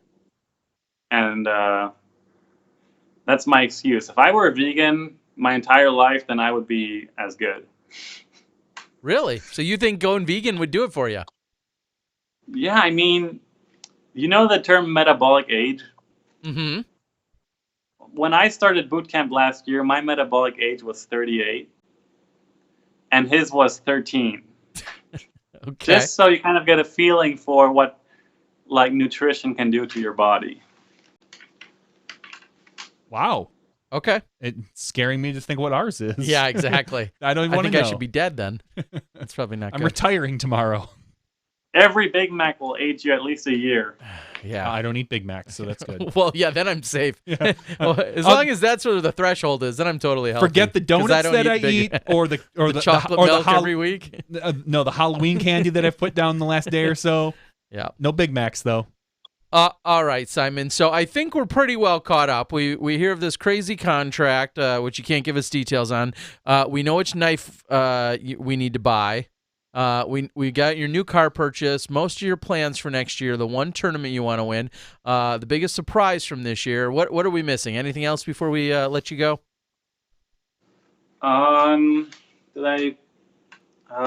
No, I have a couple sponsors to thank. Of course, let's hear it. And let's hear it right now.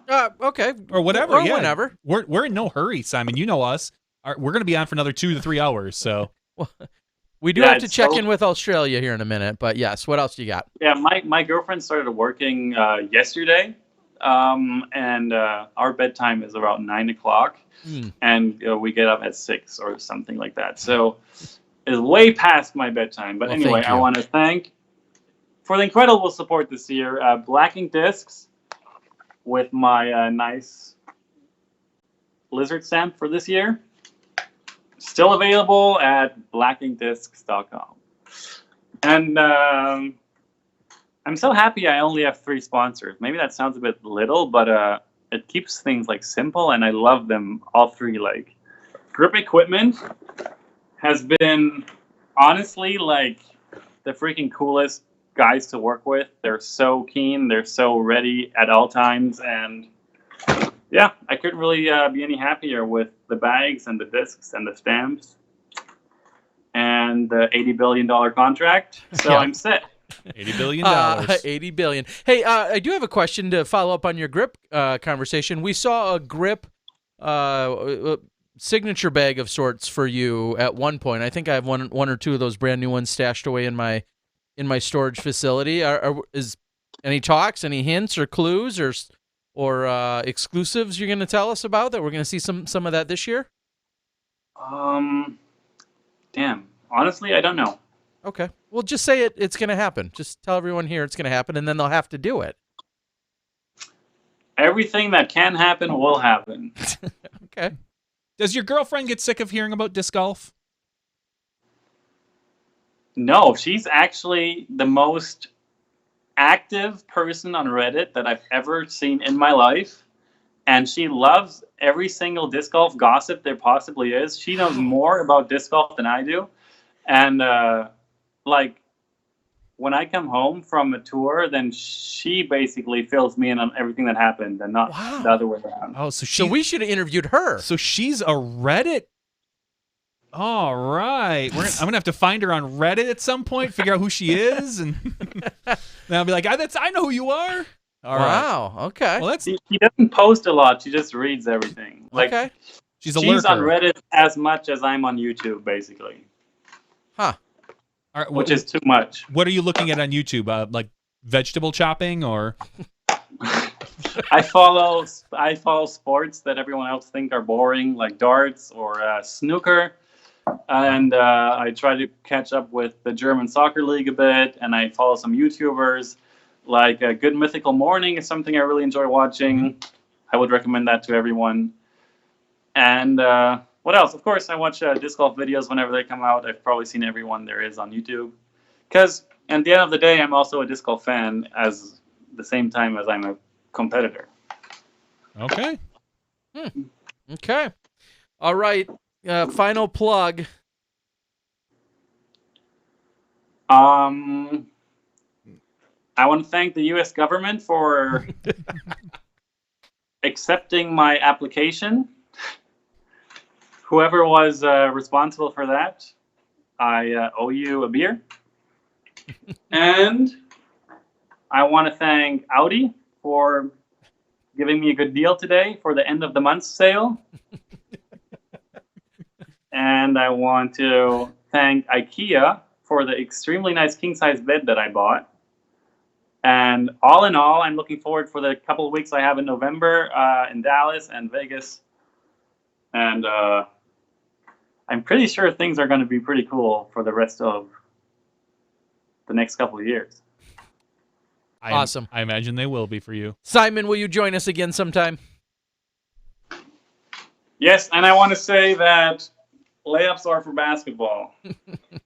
Nice. All right, buddy. Well, we appreciate it. As Johnny said, I'll echo. Everybody loves your enthusiasm, your raw insights and candor and everything that you provide to the disc golf community. And obviously, you entertain like no other when you're out on the course. And I love being there to film or to watch it as it all unfolds. And looking forward to an awesome 2019 and beyond. Yeah, thanks. I talked to my dad, actually, now I remember. Sorry for jumping You're in good. on this. But Go ahead. my dad was extremely proud and happy how much you guys were talking about me at the Pro Tour finals, even though I was just playing so bad. But at least I was kind of making the story a bit interesting at the low end of the field. Yeah. But he was like, yeah, you were playing so bad, but all they were talking about was you. So it was really cool. To be fair, that first round, none of you were really lighting it up. It was kind of a sad card. Thanks. But you made it worthwhile at the end. You were the best of the worst that day or something. Well, I don't know. I thought I was done for the season. Like things were just not lining up for me at all. Well, I mean, you Eagle just texted me. You have some of those special qualities that you see in like a Paul McBeth or a Ricky. Like even when you're out, you still have to be talked about because of the things that we know you can do. So people complain all the time. Oh, Tiger's 10 back. Why are the announcers talking about him? because Tiger does crazy things. The You do ridiculous crazy drive things. you threw on the dog leg, I think it's the dog leg right, where you took the monster Anheuser that panned out. Yeah, 6. What Hole was it? 7, 6. That was ridiculous. Yeah. Hands six. down. That tee shot. Hold on. I only threw that tee shot because I threw it last year too, but this year I thought I was like smarter and like evolved with my game a bit and tried to lay up and play for like a safe 4 or 5. I mean, not safe 4. That's really good, but a 5 or 6, and I took an 8 Yeah. in round 2 on that hole laying up. So I was like, I couldn't sleep because I was like, how do you lay up and take an 8? So I just smashed my freaking German. Oh, here. Yeah, the German flag PD2 disc. Plus. Yep.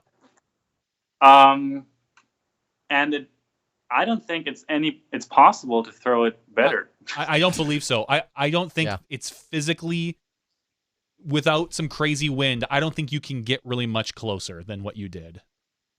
I of course off the tee I had no idea where it went. I just heard like late applause, so I thought I was at least safe. But I was walking up to it and was like, please don't be so good that I have to go for the 3. Because I knew that second shot is so technically difficult. And it was. Like, you have to throw the perfect flex shot with OB everywhere. And I was like, in my heart, I kind of, even though this sounds like really weak, but I felt like I can't pull that shot off. I really wanted to, and of course I knew I technically could, but I just didn't really believe. And I was like, please don't be so good that I have to go for it. But it was like way down there. Like I could have almost thrown a putter to the green. So I had to go for it and totally shanked it OB and took a bogey. Nice. All right. All right, buddy. Well, again, thank you for joining us. Who knows what will happen in the next few weeks? Maybe I'll see you somewhere on another side of the country if things work out one way or another. But we appreciate your time. Thank you for staying up late. Thanks for giving us all the insights and the updates. And who knows, maybe in 5 years when you're thanking Audi and IKEA and all these organizations, maybe they'll actually be legitimate sponsors of whatever ours. clothing company you were trying to get to. Boss. Hugo Boss yeah, for a little Hugo while. Boss. No, and I'm being dead serious. In 5 years, you may be sharing some of those household names that might legitimately be sponsors of ours, and if they're going to sponsor anyone, you're going to be on the top of that list, I assume. So, looking forward to it. I mean, me thanking them was supposed to be a joke, obviously. No, I know, but Okay. I'm saying, who knows? Fast forward 5 years. It would be funny if we go back and Audi is really sponsoring you in 5 years. I mean, anything could happen. Cool. Nice Then, work on the pumpkin. I'll try to be more social media active because I've been extremely lazy on that. Mm-hmm. And hopefully give you some stuff to talk about every week. All right, That's my buddy. goal. That's my new goal for the next week. Just don't hide your phone underneath the workout equipment. It sounds like we'll see and hear from you more. Perfect. All right. Good night, buddy. All right. Thanks a lot, pal. See ya. Peace. All right. Simon Lizotte, so graciously joining us. A few nuggets of information. If he would just come out of his shell a little bit, right? I just wish he'd be a little bit more public. I wish that if he could just maybe tone it down a little bit for us. I know. I tell you. No, as always, what a great interview. Simon is, I was going to say one of my, but probably my favorite interview to do whenever we get him on. He's just such he's got such an energy about him, and as we said, a candor and an honesty, and it's really hard for him to hide things, which I love the most. So yes. We can pull it right out of him, even if he's trying to keep secrets from us. Oh, yeah. Dana said that the Discmania Colorado thing was public knowledge, which I didn't know about when I spewed it and guessed it. So if it was, cool. If not, SmashBox exclusive. Exclusive. I think we've got another guest that's going to be calling in pretty soon. I was going to, I didn't know if you could check. I don't see anything coming in. I know he was going to reach out. Todd Nowicki, who is in charge of the Australian Disc Golf Championships, which is in a couple weeks. I was going to see if he, in fact, did reach out. He did not over our Not or yet. Skypes, it looks Not like. yet. Okay, well, if or when he does, we'll get him on. One other thing I want to talk about really briefly, and it kind of slid under the radar. I think it was probably a week that I was on the road and or we didn't have Dana, so it makes it even more plausible to happen. But it was pointed out to me. I hinted at this a little earlier. Paul Ulibarri's mom, Pat, had reached out to me, and she wanted to confirm, and then I had to do some research. It looks like we may have a newest high-rated round in FPO ever recorded officially on the books. And by official, I think it's now gone through that part of the whole ratings situation. And then one could say, well, is it the highest rated for a certain SSA because they break it down by categories? That's how they're broken down. I would go ahead and say, if I'm looking at the internets correctly, which I do sometimes from time to time, if I've done the math right, it looks like Jennifer Allen's second round at, I believe, what was the Arizona State Championships, her second round was a score of 50 where she shot 1062 golf. Holy moly. So as far as I'm understanding, that may be the highest official rated round ever by a woman in any of the various SSA categories. And I think there's 4 or 5 of those. So if that's the truth and I've got it all figured out, congratulations, Jennifer Allen, the furthest throwing woman of all time. And now the highest rated round of all time by a woman, 1062. So congratulations to her. All right, I believe it looks like we've got him on the line. I know he's working hard, and I know we're always talking to Luke, our other fellow Smashy. Todd, are you there? I am, yeah. How you doing? How are you going? We're doing well. Everything good? Yeah, everything's really good. Yeah, sorry, it took. I didn't know if I was supposed to go through your other account or not, so I was a little confused how to connect there, but we're all connected now. One way or another, we'll get it all figured out. We got you here, and everything looks and sounds great now. So tell us a little bit, where are you, and what time is it? It's 3 p.m. in the afternoon, and yeah, I'm in Canberra, Australia, so the capital of Australia here. Awesome. So I've got to give a lot of credit, now, of course, to yourself and to Luke, who originally, I think, reached out to me many months ago. It seems as everything's in the plans. I've got my passport updated. I've got tickets bought. I've got a buddy joining me, and I'm coming to visit Australia. What am I going to see for the event? What do we got in store? Yeah, so I guess first off, so the Australian Championships that we hold here kind of moves around. Different clubs put it on every year, so it's not like USDGC, that type of thing. It's actually the first time it's being held in the nation's capital of Canberra, which is pretty cool. And we have a 27 basket tournament layout course that is actually right now, as we speak, being kind of permanently formalized. So we're getting permanent baskets in the ground, and yeah, it's a really exciting time right now.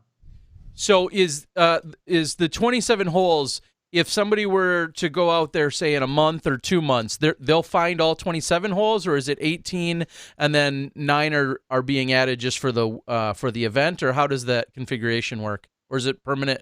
It'll be a permanent 27. Yeah, it's a good question. So we'll have 21 holes permanently in the ground. Okay. And 21 baskets out. We might just make kind of a public 18 layout. Some of the baskets we haven't been able to get permission to put in for various reasons. If they were too close to the lake, or just in a couple of irrigated areas that are a little busier. But that's something we're going to work out. We have the tee markers in place in all the holes, but yeah, most of the locations will be able to play all the time. So yeah, really excited about that. That's awesome. Now, a couple people I see chiming in on the board. It looks like Kevin King and Carol are talking about possibly seeing me. So looking forward to being out there and seeing everyone. I think part of my duty is going to be to help expose and let everyone else see what's going on in Australian disc golf. But from your perspective, before I even get there, from your perspective, how do things stand right now, and what's kind of what's the scene like? So it's definitely a growing scene here. So I'm from Canada originally. I moved here a bit over 6 years ago now.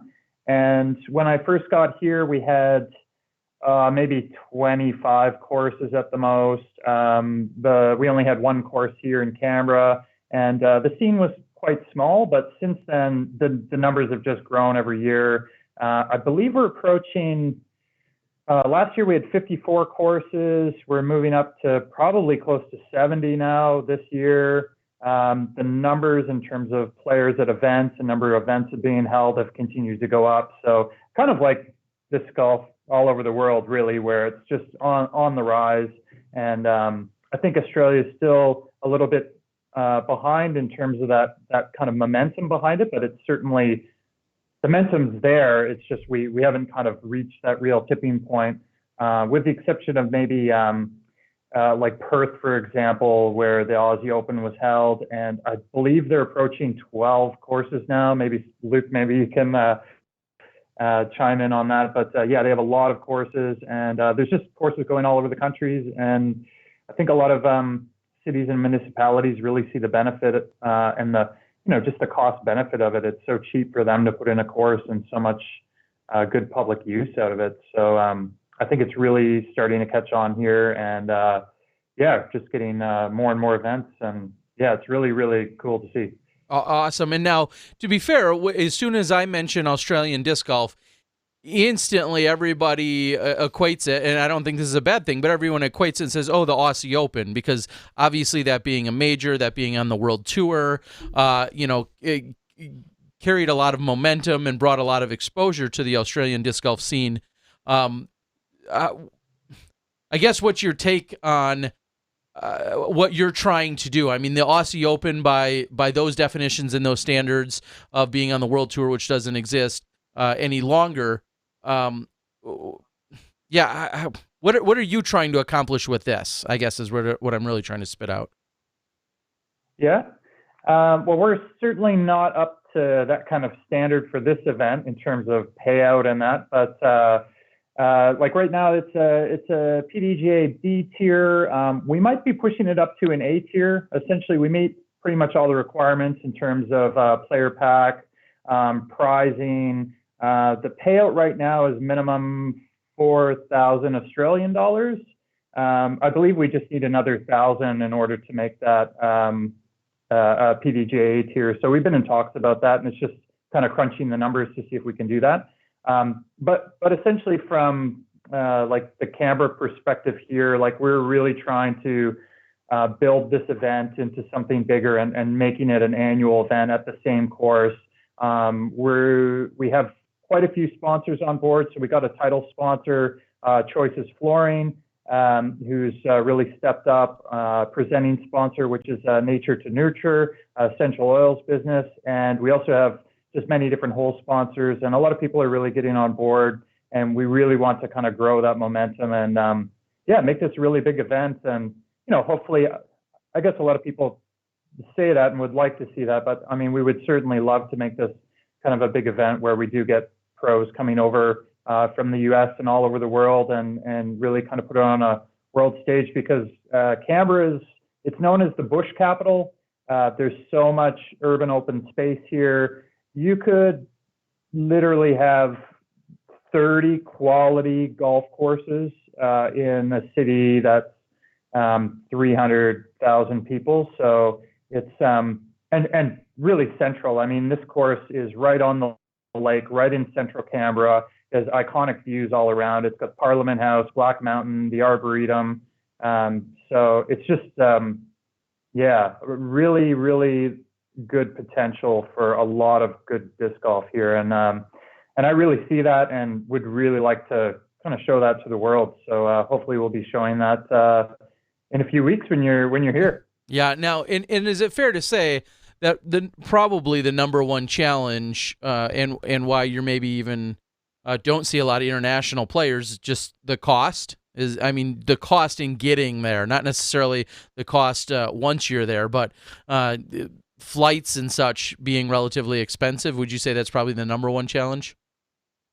Oh, absolutely. And I think going forward for us, So not only for the ADGC, for the champs here, but for like growing this event longer term in Canberra would be really looking at when it happens. So the date in terms of filling in that hole, because right now, I believe we've had this conversation. It kind of happens more close to Thanksgiving, and it's a lot of players in the US are in the downtime. So it's about reconfiguring maybe when that event occurs, if that's what we want to do long term. And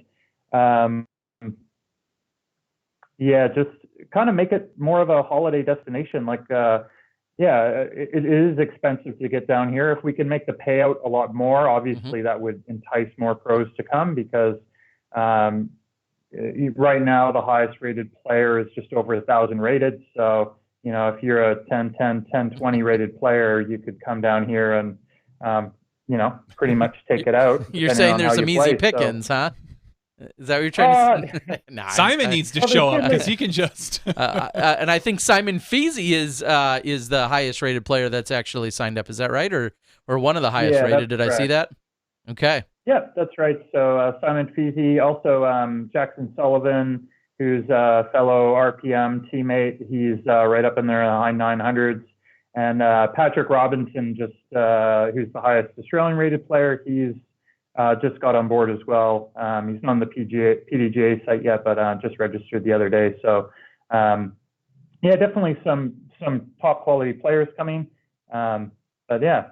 Okay. Yeah, and then I guess I haven't said it too much, but a good buddy of ours from here, Johnny Rumble, PDGA 2540. He's been a longtime friend. He lives right here in the Milwaukee area, about 20 minutes or so from me and Johnny V here. He's going to be traveling there. So we're going to get done with the Next Gen Championships on Sunday night.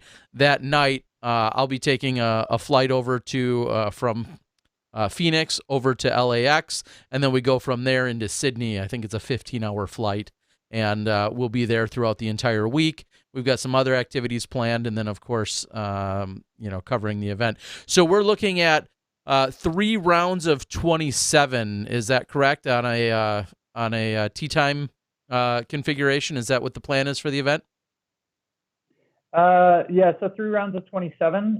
Currently, we are going to do a shotgun start for the event. Yep. We have, I believe, 91 players registered right now. So that can certainly handle that number of players with 4 people per card.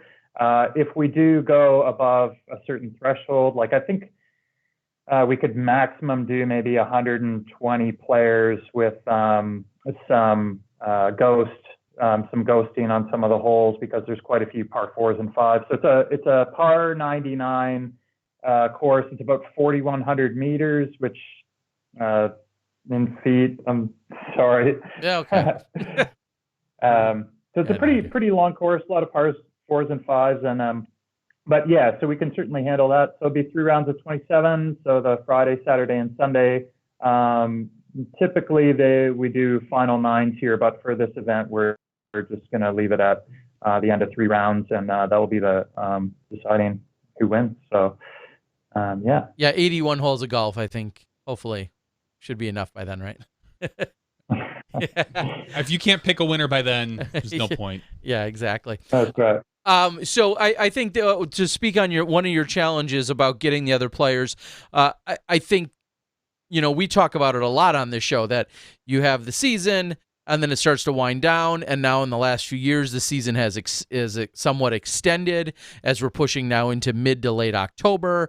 And then, by the Pro Tour finale and then anything after that, it's really tough. I mean, we saw a few people obviously out playing this last weekend at a couple of 8-years, but there's a huge fall off to try and attract those players to possibly go overseas. I hate to say it. I think that's an uphill battle for you, but I think if you continue to make things very attractive, whether it was through the payout and or to treat it as a vacation, I think that's going to be our best bet. But that's definitely going to be a tough challenge for you. Yeah, we see players now going all the time overseas, doing things in the off season. Yeah, I totally see that, and it's not really like a big goal. Really, it's more about making a really good quality event. And whether or not people want to come over and play is up to them. But, it would certainly be a really good time. Oh, you might have locked up on us a little bit, Todd. I was going to reconnect. Oh. All right. We'll wait just a moment. So speaking to exactly what he was... Oh, looks like we got you back there, Todd. Yeah. Okay, you just locked up for a second. And you were talking about it not necessarily being a huge goal to attract the big players. You'd love to have them, but making it a really good event overall. Yeah, grow your local base first. Exactly.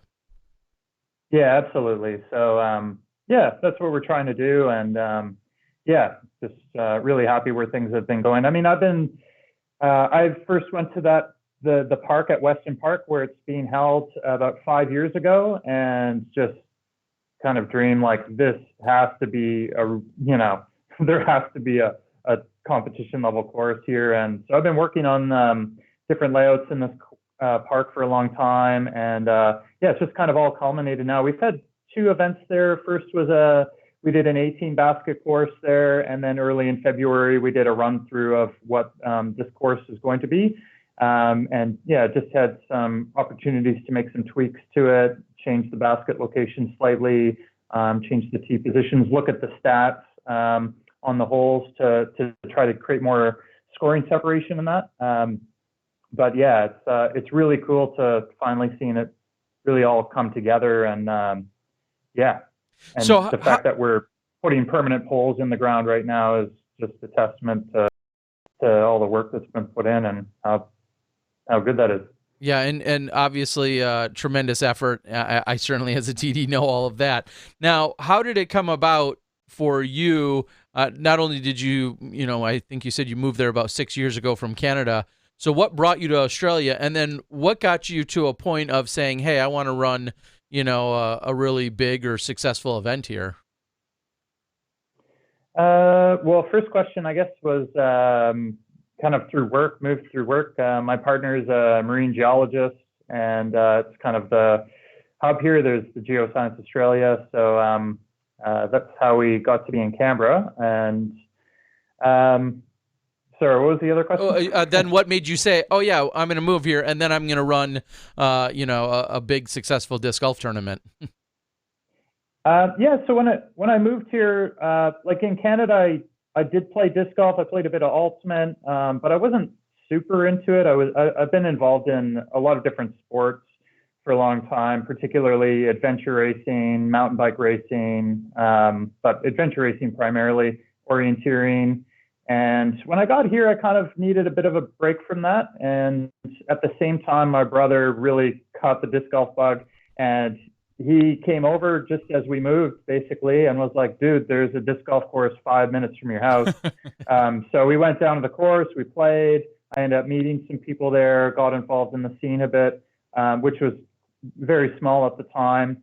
And just kind of stepped up and went, just really got into it and really, fully caught the bug and just started playing all the time. And just kind of went from there, just got more involved. I've been the president of the ACT Disc Golf Club here for the past 3 or 4 years.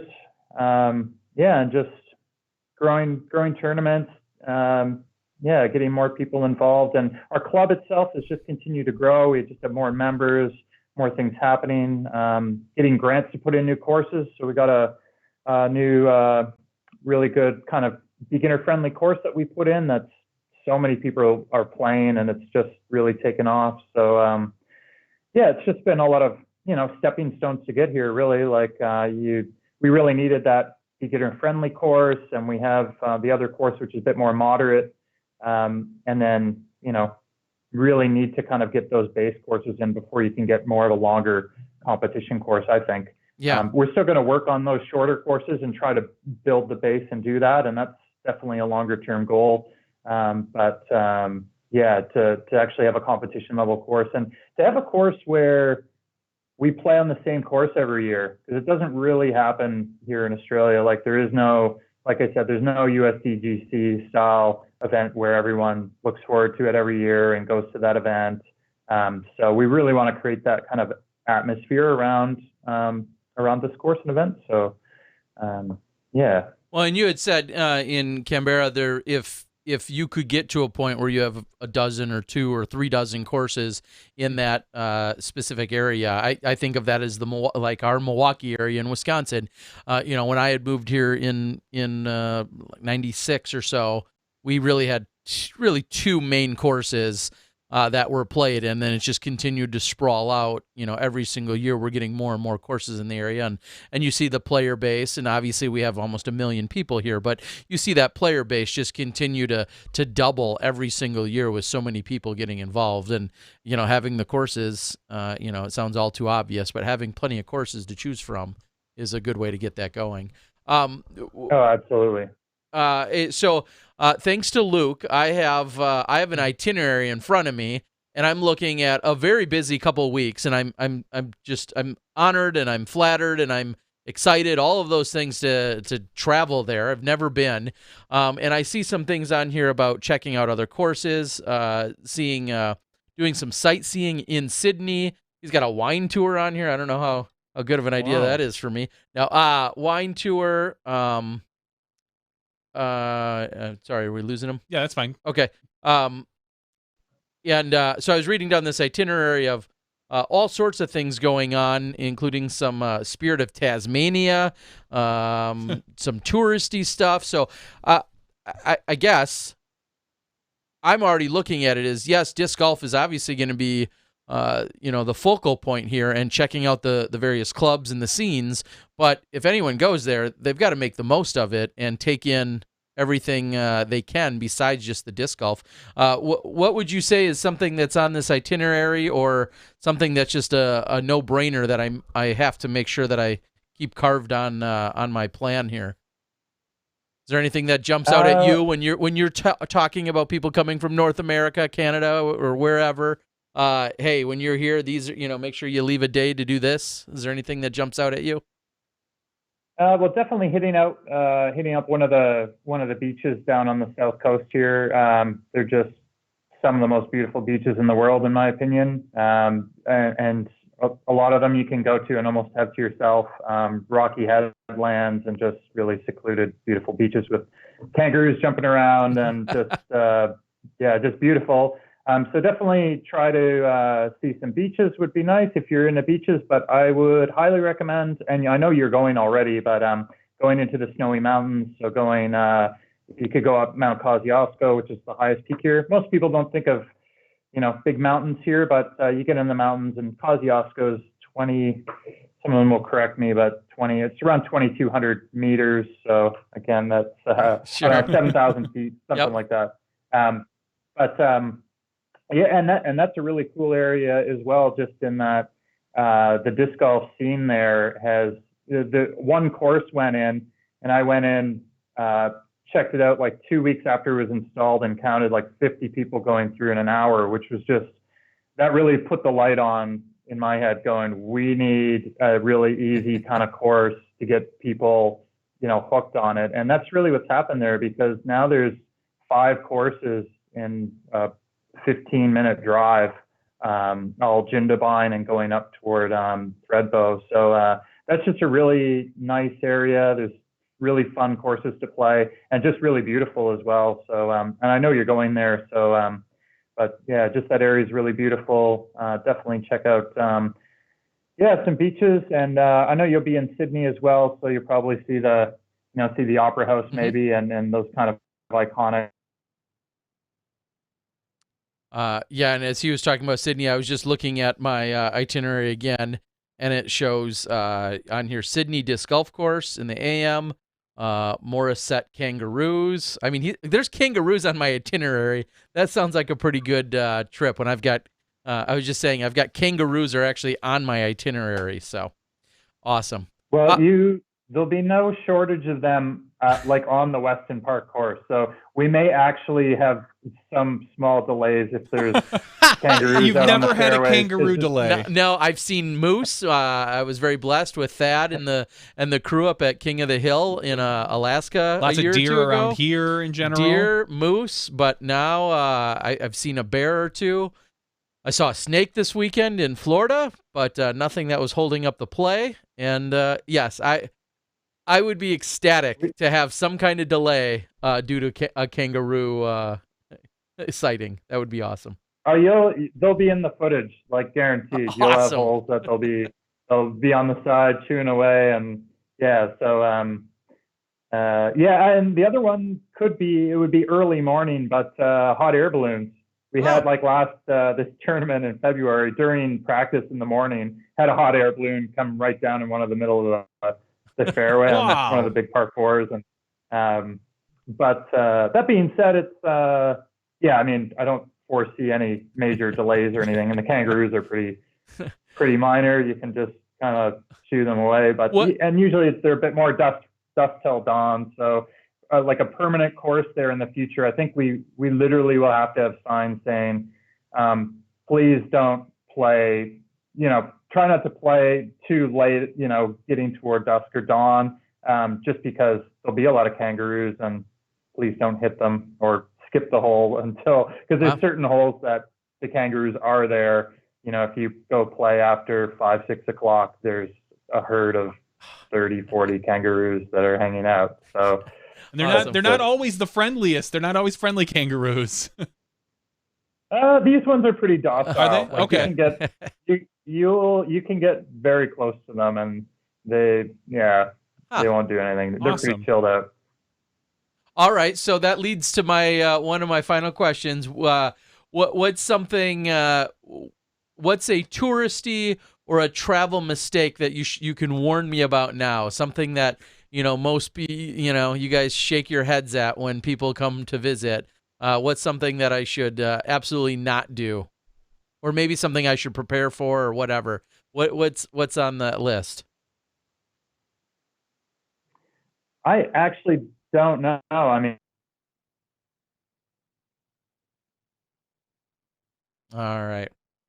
Yeah, it sounds like having just one or two little internet glitches here across the world. Yeah, this is the most international we've ever been. And I'll as we're waiting, places to go. Oh, sorry, you cut out for a moment. For just a second there. You were responding to the question of if there's anything that I should prepare myself for specifically, or absolutely not. Yeah, not really. Okay. No, I mean everything in terms of places that you go to see that are nice or beautiful places. Like you could go to the Blue Mountains right outside of. I mean, it's not right outside of Sydney, but they're just gorgeous. All the beaches down the coast.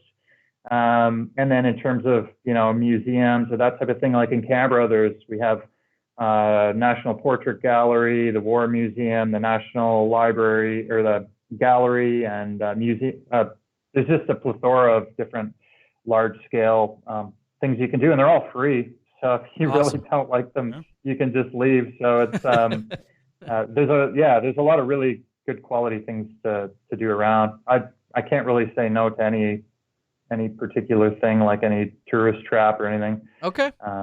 What should I expect for weather while I'm there in a couple weeks?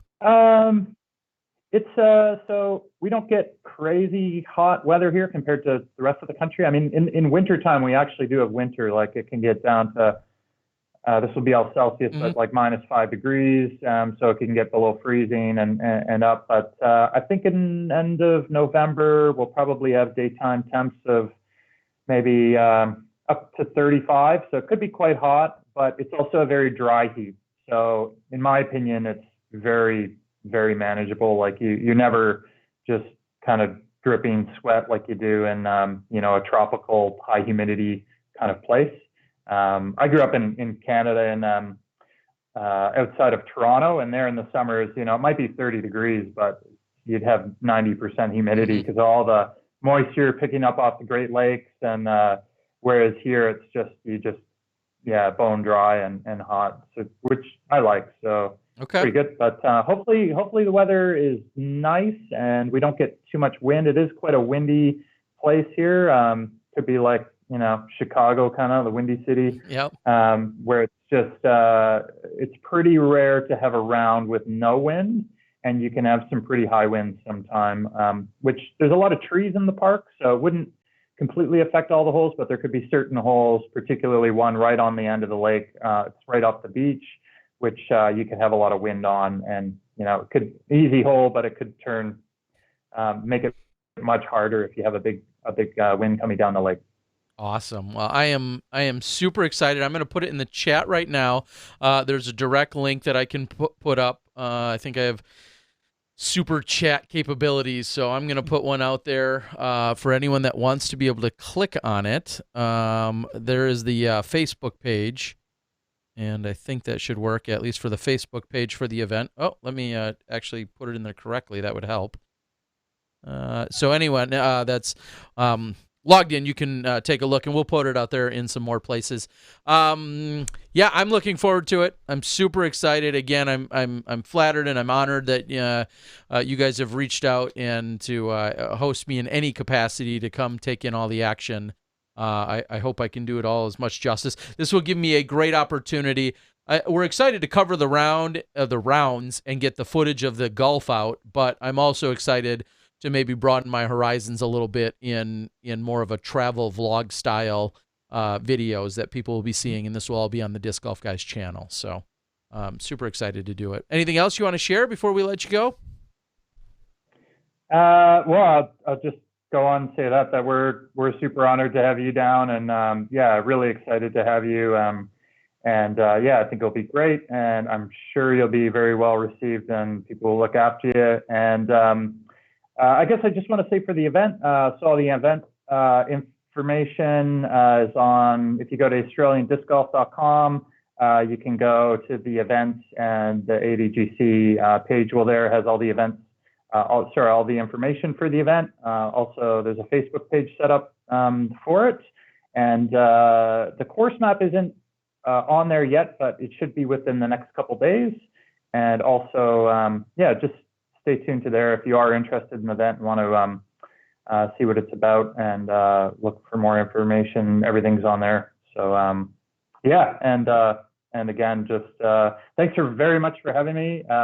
Really awesome to be on SmashBoxx. I can watch you guys all the time, and I think it's just awesome what you guys do for disc golf, and really appreciate all your hard effort, because I know you put in so much effort and love for the sport. So big props to both of you guys. Well, Thank you. We're glad to do it. And I was mentioning earlier, at least one, if not two of the weeks, I may need to set up somewhere on Wednesday so that I can log in here and do the show from afar. They might be a little bit shorter than normal. At least maybe my part will, but you don't really have to. I will find guest hosts. There you go. Or we could do that. But I'll bring in Simon. I'll bring in Yuli. True, that's possible too. Hannah, Paul, whatever. We'll find a way. But I want to be able to log in and still do a little bit of our show from Australia. I'm looking forward to it. Hopefully our internet is a little more consistent than Todd's. Either way, well, Todd, I think you're just about coming back, but if not, either way, we want to say thank you so much. I'm excited. I know I've said that a dozen times, but I am super excited. It's just a little over 2 weeks before I leave, and I can't wait to see you guys down there, and looking forward to taking all the scenes. Looking forward to have you. All right, sounds good. Have a good day. I was going to say have a good night. Have a good day and a good night over there in Australia, and we'll talk to you soon. All right, sounds great. Thank you very much. Thanks, Todd. All right, see ya. All right, so there you have it. Again, it's facebook.com/AustralianDGC if you want to find it on Facebook. So he said that they were honored to have you. I don't know. He may change his mind. I don't know of anyone that's ever said that. There have been people that are happy to have you. I don't know many that are honored to have you. Well, we'll see if we can get him to change his mind. We'll see if you'll make it the whole 2 weeks before they boot you out of the country. I know. Gosh. Maybe I should. Do you think I should go to Simon Lizotte for some travel tips and no and business and visa market? No, he doesn't have my answers. I love Simon. But I wouldn't necessarily go to him for travel advice. Okay. Now, if you wanted to maybe find a good bar to go to, Simon might have a good idea. Uh-huh. That's good. Okay. That's all I got. So Well, I will be missing out on Thanksgiving here in the U.S., so I'll be missing out on that. I'm missing out. Tom McManus, PDGA 1276. He's going to be taking over my cold turkey, which you've heard me talk about for the last few years. I've run that for the last 12 years on the Saturday immediately following Thanksgiving, but Tom is going to be taking that over. I think you're going to see that up in the next day or two. Just everybody making things work in order to pull this off, and it's awesome to leave the next gen on Sunday and then a couple hours later be en route to go across the world. So looking forward to it, and thank you. Is it weird I've got Darren, Dad's drunk, sending me pictures of knives? No, not weird at all. Not weird at all. We always do that kind of thing. Darren is filling me in on, he's apparently a knife expert. Okay. And so he's sending me pictures of these global knives and telling me about how recommended by Anthony Bourdain and all these other things. So I'll make sure to do my research into some knives, because I think it's going to be a Christmas gift. I've been wanting to get a good knife or a good couple knives. So it's going back to that. I know. All right. So much fun. So anyway, not a lot of PDGA news this particular week. What I did see is ratings did come out today. I'll just say that, right, for those that care. For folks that care, the ratings were updated. I have no idea. And they're great. Yeah, ratings are awesome. The PDGA has 3 different articles up right now about the disc golf in China. Yep. And I know Prodigy was a big part of that. I want to make sure to shout that out. Go out and take a look and read them. It's a very good effort that's being put towards expanding our sport, but also there's so much going on that I'm not even going to attempt to summarize the 3 different articles. So just go out to PDGA News and take a look at the disc golf in China. It's all really some really awesome stuff, and a shout out to everybody that was involved in that. So I saw. Great. I know Will was involved. Will Schustrick, of course, and then I saw Dave Greenwell. Those were the 2 that I saw just in flipping through some headlines. So some great ambassadors, of course, for our sport. So yeah, it was really cool to see. And they had the China Disc Golf Center Open, which was a tournament. So it's some very cool stuff going on. The only other news that I saw was Jomez doing some. They are pushing their push to 100,000 subscribers. I think they're calling it a race. A race. I think that's what I've seen, and I love me some Jomez, but guys, it's not a race because, well, I guess it's a race. They're racing themselves. Yeah, you're really out ahead. No one's catching you anytime soon, but it is awesome. Yeah, you can go out to jomezpro.com/100K, and they're unlocking prizes every 1,000 subscribers, and you need to sign up. And I will say this, there's been some talk. You sign up through an application called Gleam.io, and when you do, what Gleam does, and I've used this before, they're a reputable company. They keep track. You sign into your different social media accounts, and it keeps track. So if you like it on Facebook, if you watch a video, if you subscribe, if you do all these different things, you get more points towards their drawings. But when you sign up, it immediately prompts you and basically says, hey, I'm Gleam. I want access to all your stuff. Yeah. All your Gmail, all your YouTube.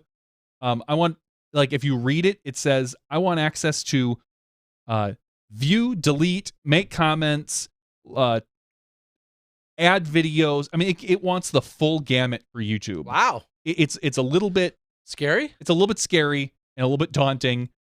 What I would recommend is if you do sign up, and there's no, like I said, I've never done anything on Gleam. I've signed up through it. If you do that, just be aware that you've given this company your permission for your account, and maybe make a reminder in 2 to 3 months to go into your settings of whatever Facebook or YouTube and remove them. Probably there's no reason they need to have that permanently, or create a burner account, which is what I think a lot of people do. Some people have accounts just for signing up for these type of things. Totally legit. Create a burner account just so. I'm more of a security-minded person individually. I have 2-factor authentication and everything. I could tell you my password, and I still wouldn't be able to get in because you don't have my phone and stuff. But Dang. I don't smash. Tell us your what I know, but does it tell us your your credit cards have two-factor too? You might as well tell me those. Yeah, but not for buying things. That's only for logging in.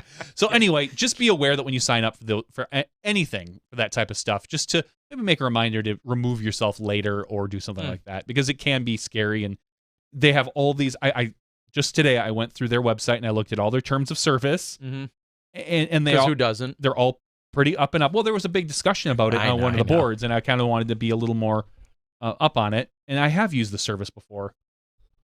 Just be aware. That's all I'm saying. Spoiler alert, I already have burneraccount@gmail.com, so you're not going to be able to use that one. But I have burnt Terry, so which is what you're going to end up looking like after Australia. Oh, I can't wait. I am so excited. And what we didn't elaborate on there, what you'll obviously see, is I'm actually going to have a little time in Tasmania and then some time in New Zealand as well. And if you don't think I'm cultured and world traveled, I will be. Give me a couple weeks. I'll be so cultured. So cultured. I think that's what the so cultured people say. That I'm so cultured. I'm totally cultured. Yeah, no, I'm just really looking forward to it. And our good buddy Johnny Rumble, as I said, he's going to be there for about half of the trip. The first half, he's going to be competing. Oh, and we didn't even talk about it. I totally forgot, and we'll bring it up again next week. Zuka is supporting part of this trip and supporting the event, and I don't even know if Todd knows all the details, but long story short, Zuka is going to be involved, and it's going to benefit some Australians more than anyone. So super excited about it. You'll get more details on that in the next week or two. Anyway, all right, sounds good. Get on that race that they're already winning. They've already won 100,000 subs. It's really is a huge accomplishment and awesome. So. I'm thinking about subscribing even if I can win some stuff. I think I am subscribed. I am, like, on all 9 accounts I have or something like that. All right, guys. All you got to do is wait till they get close and then unsubscribe so they go back down. Ouch. Ouch. I just want to say thank you, guys. Of course, we want to say thank you to Simon as we're going to close things out here. Thank you to Todd. Thank you to Luke. And I'm going to backtrack, and I'm going to again say thank you to Dwayne and Susan for hosting me this weekend, and Mike Barnett and DGA and Discraft. All of you guys being at the Brooksville course is definitely something very special to be at that property, as anyone from Florida will tell you. And look forward to the footage is almost edited. It's really going to come down to the age-old vice or crutch of getting some quality commentary put on the top of it. But I definitely think you guys are going to love and appreciate the action from throughout the weekend. And thank you to Seth for that assist. So all of them, plus Dynamite, for Johnny V and Terry Miller, the Disc Golf Guy. This has been podcast 219. Stick around. We're going to have an after show. I don't know if you have a giveaway, but if you didn't, I saw what you had. I have a cleverly themed. It made total sense. Oh, my gosh. How smart can I be? Should have had people guess. Oh, maybe they can't read that. Yeah, they can. A cleverly themed disc is in the running to be given away to one of our lucky Patreon subscribers. We love and appreciate each and every one of you. We'll see you in the after show when you step inside the Smashbox. Thank you to our $2 and above patrons. Your name is listed below in the credits. If you are interested in being listed as a producer in the Smashbox TV credits and supporting this and other fine podcasts, please visit patreon.com/SmashBoxxTV.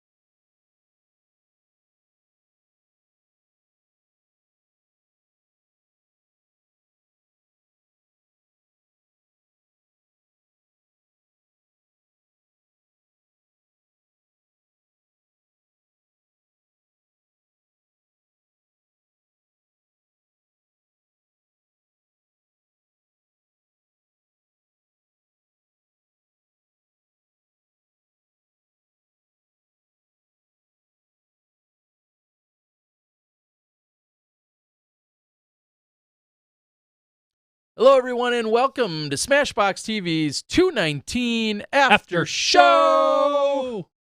Show. Oh. Show. Show me the money. All right. That's what Simon, I think, said. Yeah. Or the Kroners or Deutschmark. What No, is it? he's in America Well, now. I know he is now, but I mean, what I wonder. what do they have in Germany? Let's say they said he's going to make $1 million a year. I wonder if that's $1 million American dollars, or if he's getting shafted by the exchange rate, Yeah, or maybe he's making out on the exchange rate. I don't know. Yeah. Well, I told you that as we closed out the regular show that in a few weeks I will be completely world cultured, and by then I will know all of the various exchange rates and even some of the money that comes from Germany. What are these? Nice.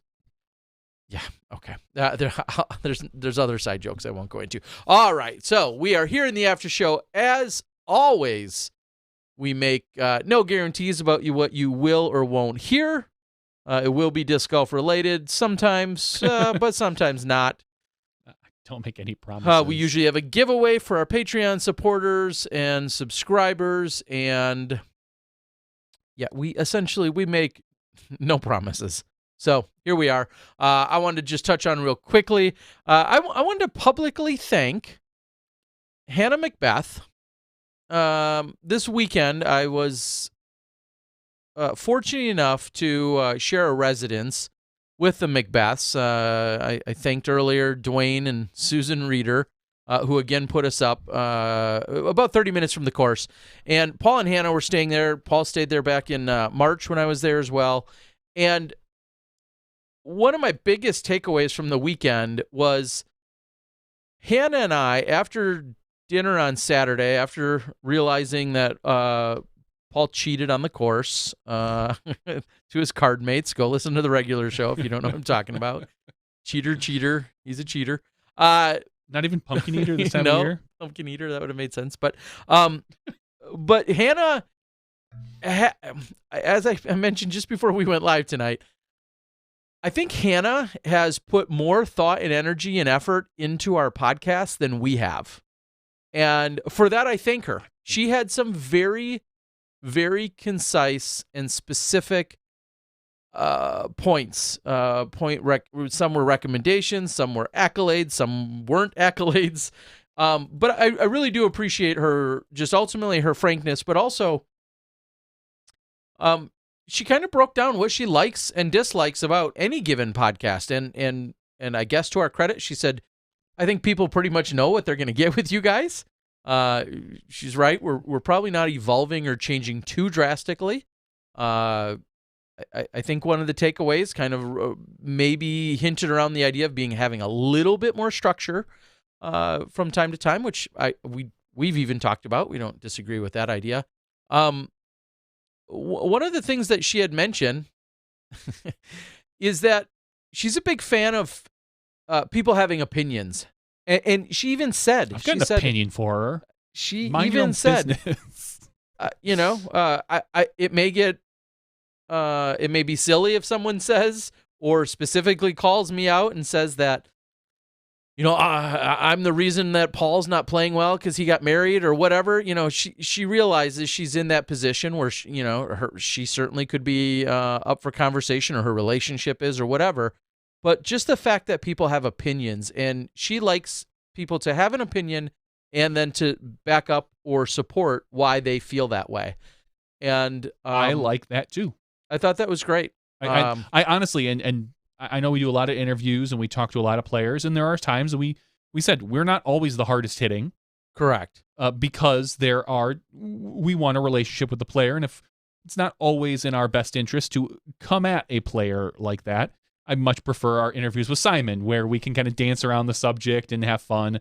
But I will say, when it comes to certain subjects, I do like when we can be more frank and have a slightly, I won't say controversial, but actual opinion about things. That's one of the things I enjoy the most. Well, and we had the very conversation as well that talked a little bit about the nature or the climate that we're in too, in that the disc golf community, as open and as gracious and warm and welcoming as it can be, when talking about things like hard-hitting subjects or maybe even controversial or difficult topics, exactly that. We don't necessarily come at some of these players or people with the super hard or awkward questions. And some have accused us of either less than ideal journalism or whatever the case might be, and that's fine too. We have a very small pool of players, and I've always said, I think about some of the well, first of all, I think about some of the announcers and people on television that are making 6 or 7 or 8 figures or whatever they're making to be talking heads. If they tick off the All-Star or the Super Pro Bowl caliber football player, like if they tick them off with a line of questioning, guess what? They're still getting a real salary. The interviewer is, and there's literally hundreds of other top quality people to interview and always be talking to. Mm-hmm. Our sport's not that big. Yeah. And we try to maintain a certain, that's not to say we're going to let everyone slide. And I'll be the first to admit, Paul has said it to us in the past. He said, he hit me with some of the hard questions. I'd like to talk about some of that stuff.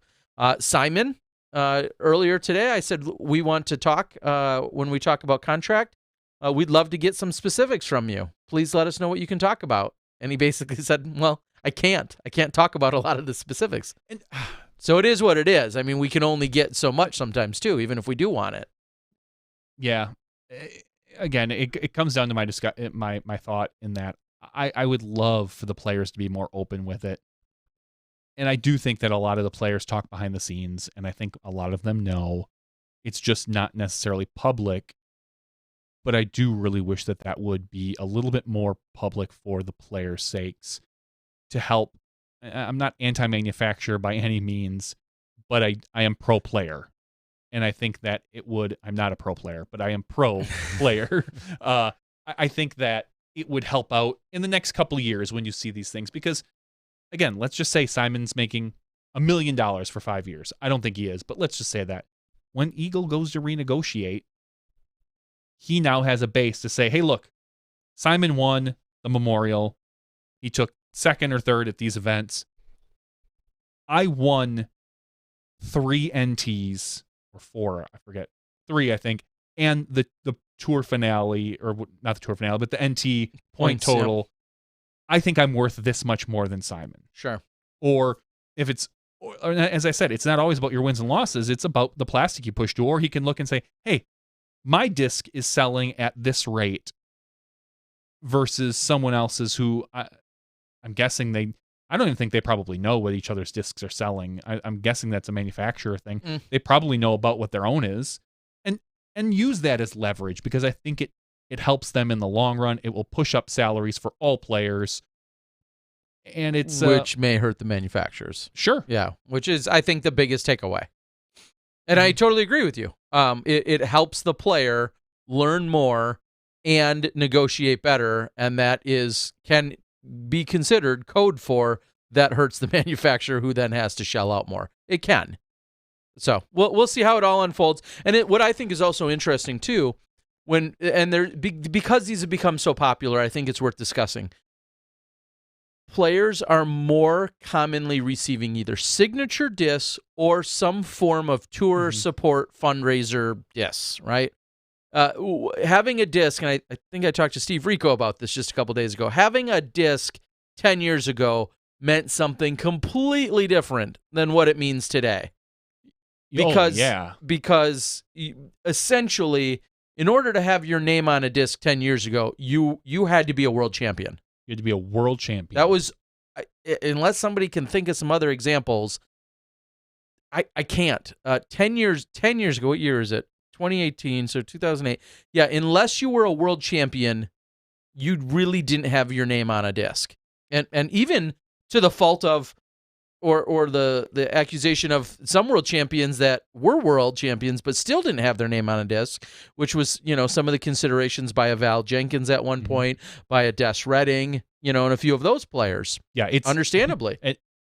Not to cut open old wounds, but it's a goddamn joke that Des Redding didn't have a disc, or Val.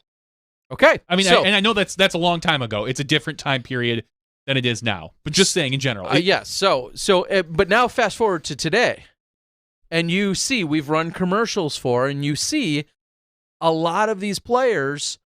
I'll say I think some of them won't ever become world champions, which is fine. Not everyone's destined to be one, but a lot of players have various support and fun, making it to a certain team level with an Innova, with a Discraft, with a DD, or with a Latitude. A lot of these players have their various support discs.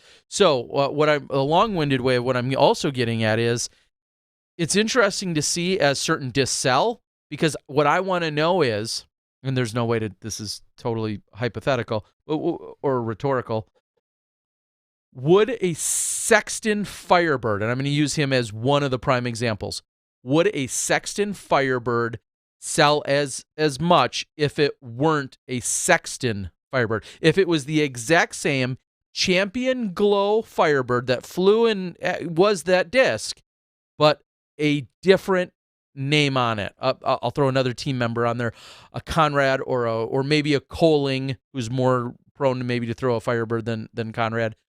Would another? So when you and what brought this up is my understanding, and I don't throw them. I've never bought one. Sorry, Nate. Ouch. That they are dozens. You have a bunch. You have enough for both of us. That they are a slightly different mold than that. They're less stable than, we'll say, other Firebirds, sure, which make them a little bit better throwers. Okay. So let's just say that. To Nate's liking. More to whatever Nate, it is, yeah, more or less stable, whatever. More to Nate's liking. If you took Nate's name off it and just made it a standard run disc, that's hard. No, not Nate's name. Or put a different name on it? Different name on it. And that's why I say, I don't think it sells as much. Okay. I think Nate has clout with absolutely with being the consistent player that he is, with being the voice of Jomez, him and Coling, and just in general with him touring and doing the Sexton shootouts. I think he has built up a fan base that drives for these. Now, if you took that disc and said, okay, we're taking Nate's name off of this disc, we are going to put Coling's name on this disc. It's the same mold. At this point now, I think it maintains at least 80% of its selling capabilities because people know the disc. I don't think you could come out with a Coling Firebird right now, whatever unique that is to Jeremy, and it's going to sell as much as Sexton's.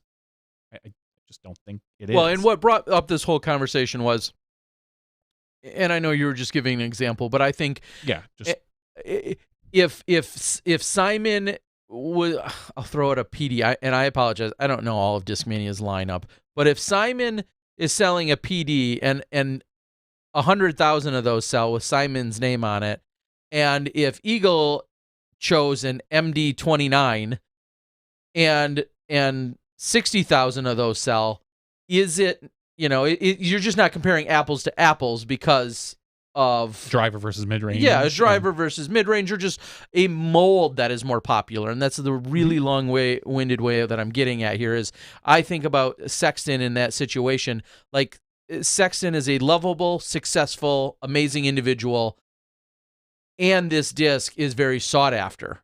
Every single person on Team Innova, I don't think I'm crazy here, every single person on Team Innova would love that Sexton Firebird money.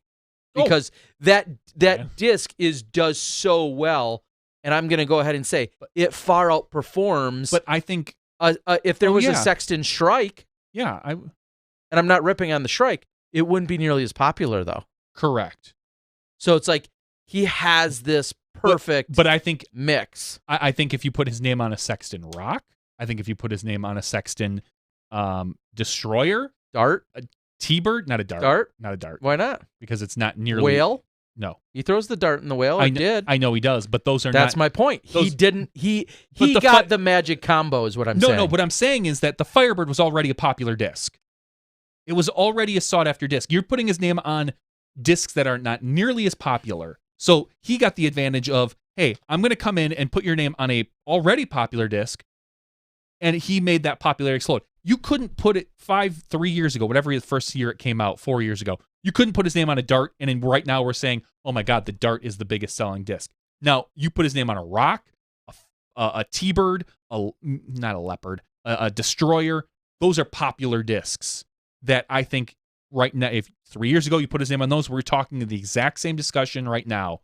The Firebird is one of those discs that just, I think you can put someone's name on it and it's going to sell well. And Nate's helps that.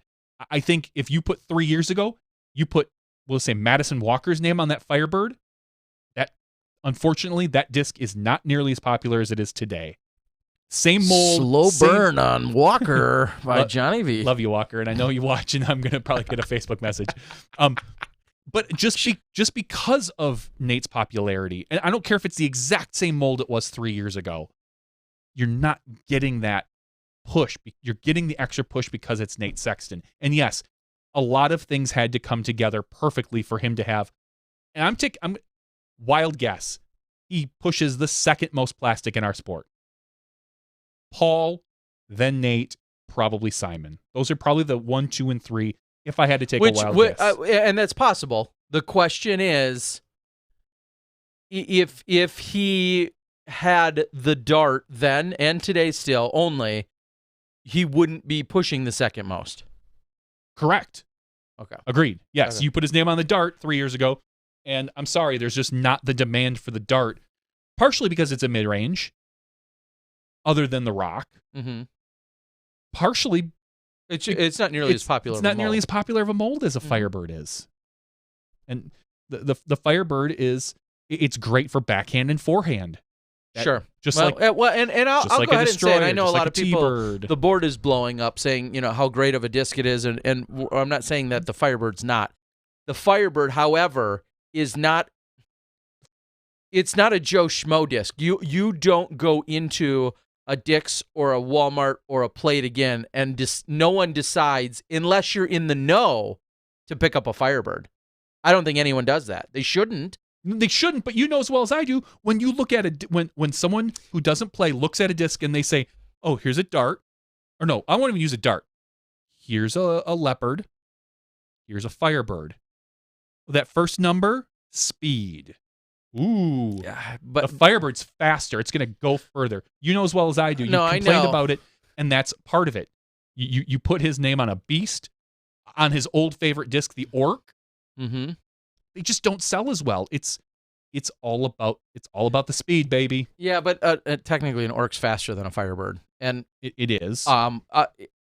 Anyway, we're getting off onto some randomness. I realize, it's but the after show. I know, but I'll just say it's funny because the Firebird is not an average.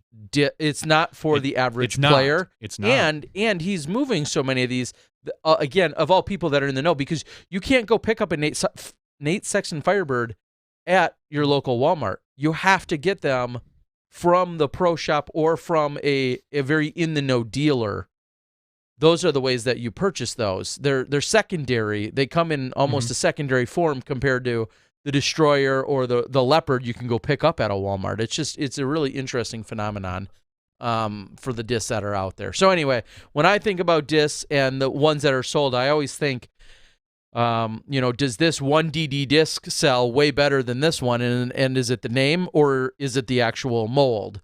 And I continue there's no way I'm going to know any of these numbers, and I don't expect to know them. It's just something that's interesting as it continues to unfold for all of these players against all of the brands. Jamie Thomas made a post on one of the threads saying a couple of years ago, Paul bagged, I think it was a Shrike. No, it was a crate. It was a crate. Yes, he had his name on the crate briefly. And he said, Jamie said he has some insider info that the disc basically it shot up in sales. It shot up after the in the bag where he had his name and it was in his bag. That Paul pushes plastic. When Paul's name goes on it, people don't like to admit that they buy discs because someone else throws them, but they do. Mm-hmm. It's in our sport. It's in our blood. When you see what Paul Macbeth does with a Destroyer, I think that is one of the reasons why the Destroyer is probably the #1 selling disc in our sport, is that people see what Paul can do with it. Yeah. And he does amazing things with it. All righty. Well, we shall see how things continue to unfold. Some people talking about it, yeah, and then there's various runs of any given disc that are more sought after than other. There's no question about any of that. That's for sure. All right. I don't even know what in the world got me on the offshoot topic of. Oh, because again, we were talking about who's pushing discs, Yeah. and I've just thought about that a lot lately. Is it, obviously it's their personalities that help push a disc. Finding that right mix, finding that right sweet spot of a disc that you truly throw. And I think I'll say I think about our women a lot. I think about a Shrike, that we see Elisa Fakis throw, and we see, I think, also a different form of a Shrike that a Jessica Weiss throws. And Paige Pierce, what she, whether she's throwing a marshal or a deputy or whatever it is, the convict. Eric Oakley and a felon, so on and so forth. I know this is going to sound really stupid, but I also think it has to do with the name. Sure. The Sexy Bird. Sure. As opposed to the Thunderpecker. I know it sounds stupid. The fact that the name would make a difference. I like the name of Thunderpecker. I think it's funny, and it fits Madison's personality. But there is something about the names of the discs that make it just. I don't know. I think you sound less silly when you say, I'm going to buy the Sexy Bird versus I'm going to buy the Thunderpecker. Take it or leave it. I think that has something to do with it. I'm sure. Disc Golf Nerd says, I'm all about my Ricky compasses, so on and so forth. Yes, he is really going at Madison hard. And speaking I know because I'm friends with Madison, and I know her plastic. I know her. I couldn't tell you what another female player throws, what their signature disc is. I couldn't tell you what Lisa Fakis' signature disc is off the top of my head. Yeah, it's a Shrike. Shrike. Yeah, I know she came on and she was on the show. I couldn't think of it. I know what Madison's is. So I'm going hard at Mad tonight. Yeah, you are. Come at me, Madison. Where you at? And real quick, I'll say it felt odd, and I mentioned Double G and I mentioned Johnny McRae earlier not being at the Monster on the Mountain, so it was weird being in Florida and not having either of them at a tournament. Same could be said of Madison. I believe she was instead at a music festival of sorts that she locked into a while ago, but being in Florida and not seeing some of the the Florida names, regulars, the regular, so to speak, was unfortunate, but. All right, let's check in on the board. The girthy groove. Yeah, I think that should be a thing. I'm pretty sure it's not, but it should be. That would be awesome. It's almost not worth teasing, but I will say, I will tease and say I heard even more very interesting conversation out there that that talked a lot about free agency this weekend. And I will go ahead and say there were a number of things that I heard that I truly was in shock of. I was surprised of things that may or may not be unfolding. And again, it's all with due time. And unfortunately, I have a certain degree of confidentiality that I have to maintain. In not so surprising news, I think, officially break, since we're talking about it. We're going to see Paige Pierce with Dynamic Discs. Exclusive. So they're not just like, they didn't sit her down and be like, all right, Miss Pierce, we've got this new page. I'm sorry. There's only room at DD for one page. Yeah. And she's the champ. Yeah, nope.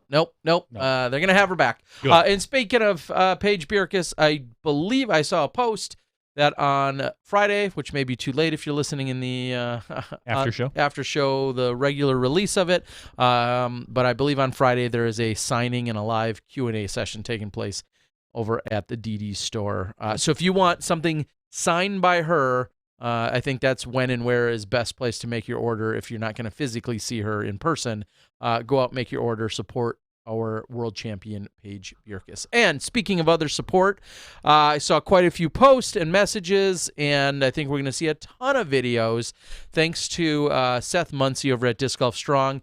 I saw him doing some workout routines along with Zoe Andike and Dustin Keegan this weekend. So Seth, keep at it. I know a lot of people are breathing down your neck just wanting to consume all of that great stuff that you're putting together and giving to the disc golf community. So check out Disc Golf Strong. I am not paid in any way to say that, but go check it out. We should be. No. As soon as I can have results from me doing the work, that's all on me. Just in general, I'll give them more shout outs. We should always be paid when we mention somebody. They shouldn't have a choice. Clint had asked on the board, the DG group impact. Are we finally seeing them do something? No. I don't think we're seeing it with our own two eyes, but stuff is definitely happening. Yes. And that I guess I can just swear to you, I can promise you, stuff's happening. The DG group, as representing our players and working within the confines of contracts and negotiating, that is absolutely happening. I know for a fact that they have been involved. Well, I don't know if it's going to for sure always has news. And maybe you do or don't know this. Has DGI or DG Group, not DGI, sorry, Will. No, I think they are DGI and DG Instruction. I don't know. Okay, go on. Has the DG Group been involved in disc golf negotiations? Yes. They have. Because it was my understanding originally when we talked with them that they were going to be, that they were dealing more with outside companies, not necessarily as like an agent to a player inside the sport. So if they were, if they signed Terry and you wanted to renegotiate with Legacy, that they were the go-between. I didn't think that was the case, but clearly I very well could be wrong. If they are doing negotiations for players, then I think that's a new avenue that most people maybe weren't aware of, including myself. I thought that their goal was to bring in people from outside the sport to work with. And I know that's definitely still a goal of theirs, but I think they also will be acting and working as agents within the sport as well, where it's appropriate. Okay. Or where it fits that given situation. Now, I don't think, I think they represent Paul Macbeth, for instance, and they also represent other people. I think it will be on a case-by-case basis as to whether or not they're involved with the actual manufacturer-related contracts and so on and so forth. So. All right. Okay. I think maybe Disc Golf Nerdhead said something about, was I the guy that Dixon was referencing? I'm not sure what you're talking about. If you're talking about something from Dixon's podcast, I don't dare listen to that. I don't got time for no. I don't know what you're referencing. Dixon delved into the Macbeth rumors and said Okay. he had spoken with somebody. I believe it was when he was at the Pro Tour finale about stuff with Paul. And from what I gathered from what Dixon said, now he might have spoken with you, but I think what he was referencing wasn't you. Correct. He wasn't. I know who you spoke with, and I know more than him. But no, I know who you spoke with. It wasn't. I don't believe it was Terry he was actually referencing. No, but I did have some interesting conversations with Paul this weekend, but we'll leave it at that. All right. Continuing to read from the board. Clint says, if so, I think it's a good thing to create more buzz and hype to push player contracts. Terry, are you going to make the pre-Phoenix Ladies Open Glow Dubs on Friday at Vista? Sign up is at 6:30. I want to say I don't think my probably flight flying at 8:30 or 9. As you I normally think my do. flight comes in at like 7:30, so I might get out there just in time to hassle you guys. But I don't think I'll be there for the Glow Dubs. Although that does sound like a really good time. And I know I may have glossed over it earlier. I will be attending the Phoenix Ladies Open this weekend. I think it's my 3rd or 4th year there. Super excited. One of the best women's tournaments. They're all great, but this one I've attended for a few years and definitely one of the best in the country. Looking forward to it. Did Terry just say buzz? Is that a hint at something? I have a few hints. I could help. There's conversation about Paul being with Innova. There's conversations with Paul being with Discraft. I've heard conversations about Paul talking with Prodigy, or talks of Paul with Prodigy, talks of Paul with all sorts. I've heard just about every variation of the rumors. Paul signed a few discs for me this weekend. And if I could reach him, I'd show him to you. You can get up off of your chair. I'll get them. Maybe we'll have to have a giveaway. You're Maybe reaching you'll at them like you want me to get them. No, I don't want you to get them. But I'm just on too the lazy to go over side. there and get them. I did see a picture Mhm. that might be giving something away this weekend. Oh, the one I posted? Paul had a legacy towel. Yes, yes. That is definitely if you didn't check my Instagram, Paul Macbeth was wiping his hands, his disc, and I believe even his nose with a legacy towel. If that's not an obvious hint in a direction, I don't know what is. Paul Macbeth exclusive towel sponsor. That's what somebody asked. Is he working on that? We'll see.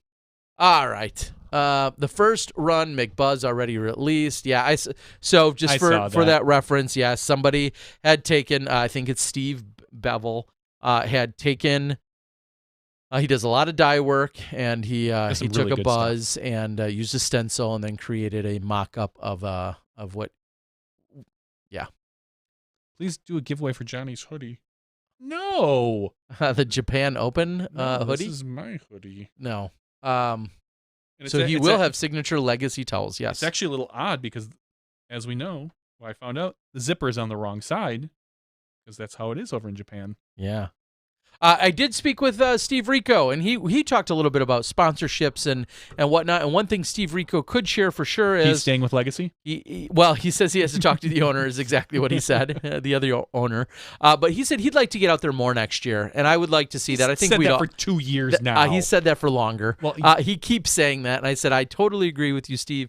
You do need to be out there more frequently. So who knows if he'll actually do it. I claim that he won't. So if you want to see Steve Rico on tour, go to his Facebook page right now and tell him that you want to see him out there playing more representation from Legacy. Steve does rock. He is. I don't know if there's a whole lot. We kind of glossed over in the regular show. Congratulations. Boston Red Sox won the World Series in this last week, including one of the longest games ever. They lost that one, but postseason games to the Dodgers, which was pretty crazy. And more locally, although I don't know if I could possibly care less. But it sounds like the Milwaukee Bucks, as of right now, are still undefeated. 7-0. 7-0. The only team in the NBA to still be undefeated as of, earlier today. I don't know how tonight went. And the schedule wasn't extremely difficult so far. Okay. But, I mean, it's not like it's easy. None of the games are rollovers, and there's been a couple good ones, but we have a very good team.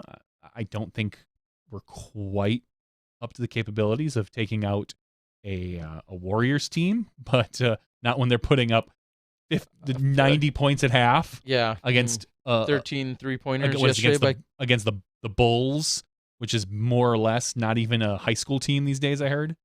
But we'll see. It's a long season. We got 70 some regular season games left. Okay. All right. I'll read a few more from the board, and if we don't have much after that, we'll do our giveaway, and then we'll call it. Should they have names? Should they have their names on them if different weight? Are you talking about various discs? I'm not sure. You guys ever coming out to Ryan Ranch to play around? Kyle, not too likely.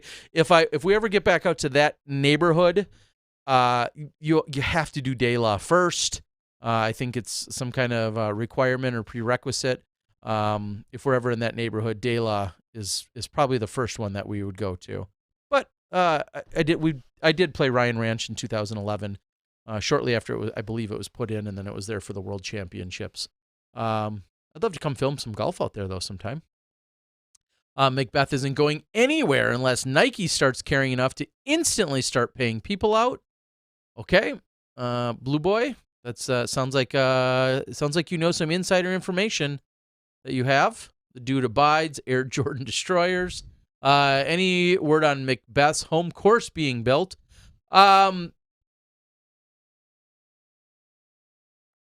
I don't recall what he was talking about. He mentioned something about how it was logged and whatnot, and that's something he's excited about. But I didn't hear any other specifics on it. I'm sure that's something he's going to continue to work on when he's available. Is Zach Melton staying with DD? I couldn't tell you one way or another. I have heard zero rumblings one way or another on Zach Melton. Do you have speculation? Do you know something we don't know? That would be interesting. I would also go ahead and venture to guess that Paige Bierkus will probably be staying with them. They currently write her a paycheck, I wonder if, and her dad works there. How weird if she ever did want to leave. Yeah, and I was wondering, like, let's say Paige, her pro career explodes. She does very well, wins another world championship too. I wonder if Dad can start using that as negotiating for his paycheck. Like, hey, I might just take my daughter somewhere, and I might want that extra raise there, Rusko. Oh, Disc Golf Nerd does bring up a really good point that also, and I won't say it was earth-shattering, but it's definitely worth noting, the Disc Golf Pro Tour and the new event in Portland, that is, along with the Beaver State Flings, are going to flip-flop originally planned weekends.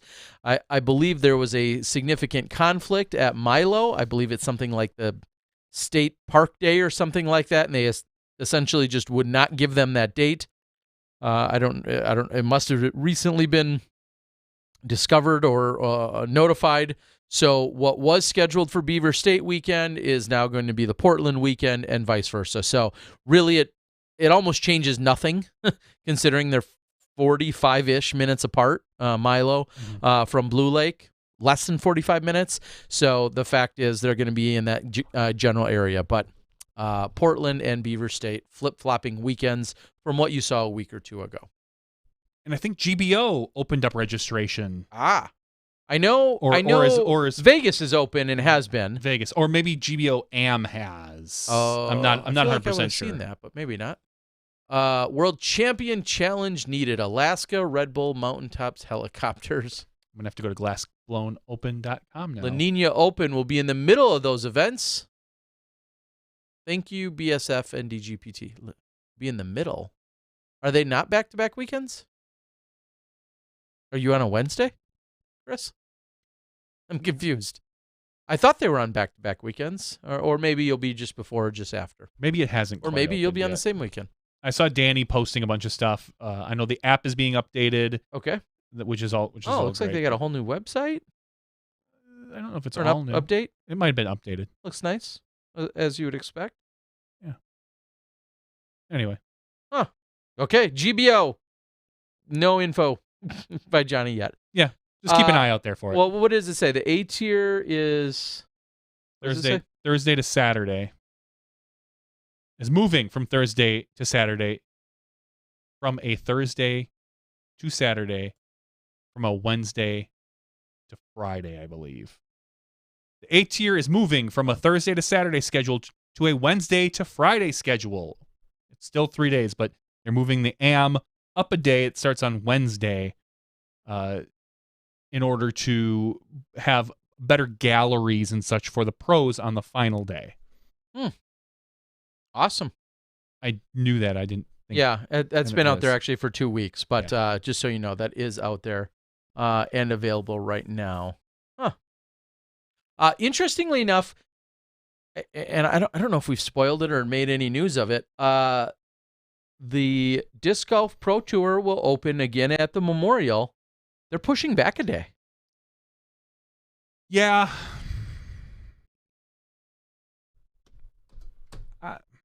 Yeah. You're not a fan? I don't know. So now it's going to be Thursday, Friday, Saturday, Sunday? Correct. instead of Wednesday. And obviously that's going to give another day. The pros are gonna love it. It's good for the pros. You just said you were pro-centric like a few minutes ago. I am. I'm pro. Yeah, you're pro. Pro. But not this time? Why not? I don't know. Something. the fact that it ends on a Sunday kind of bothers me. That's it. I just. You have other things to do in the first Sunday in March? Probably, yeah. Like?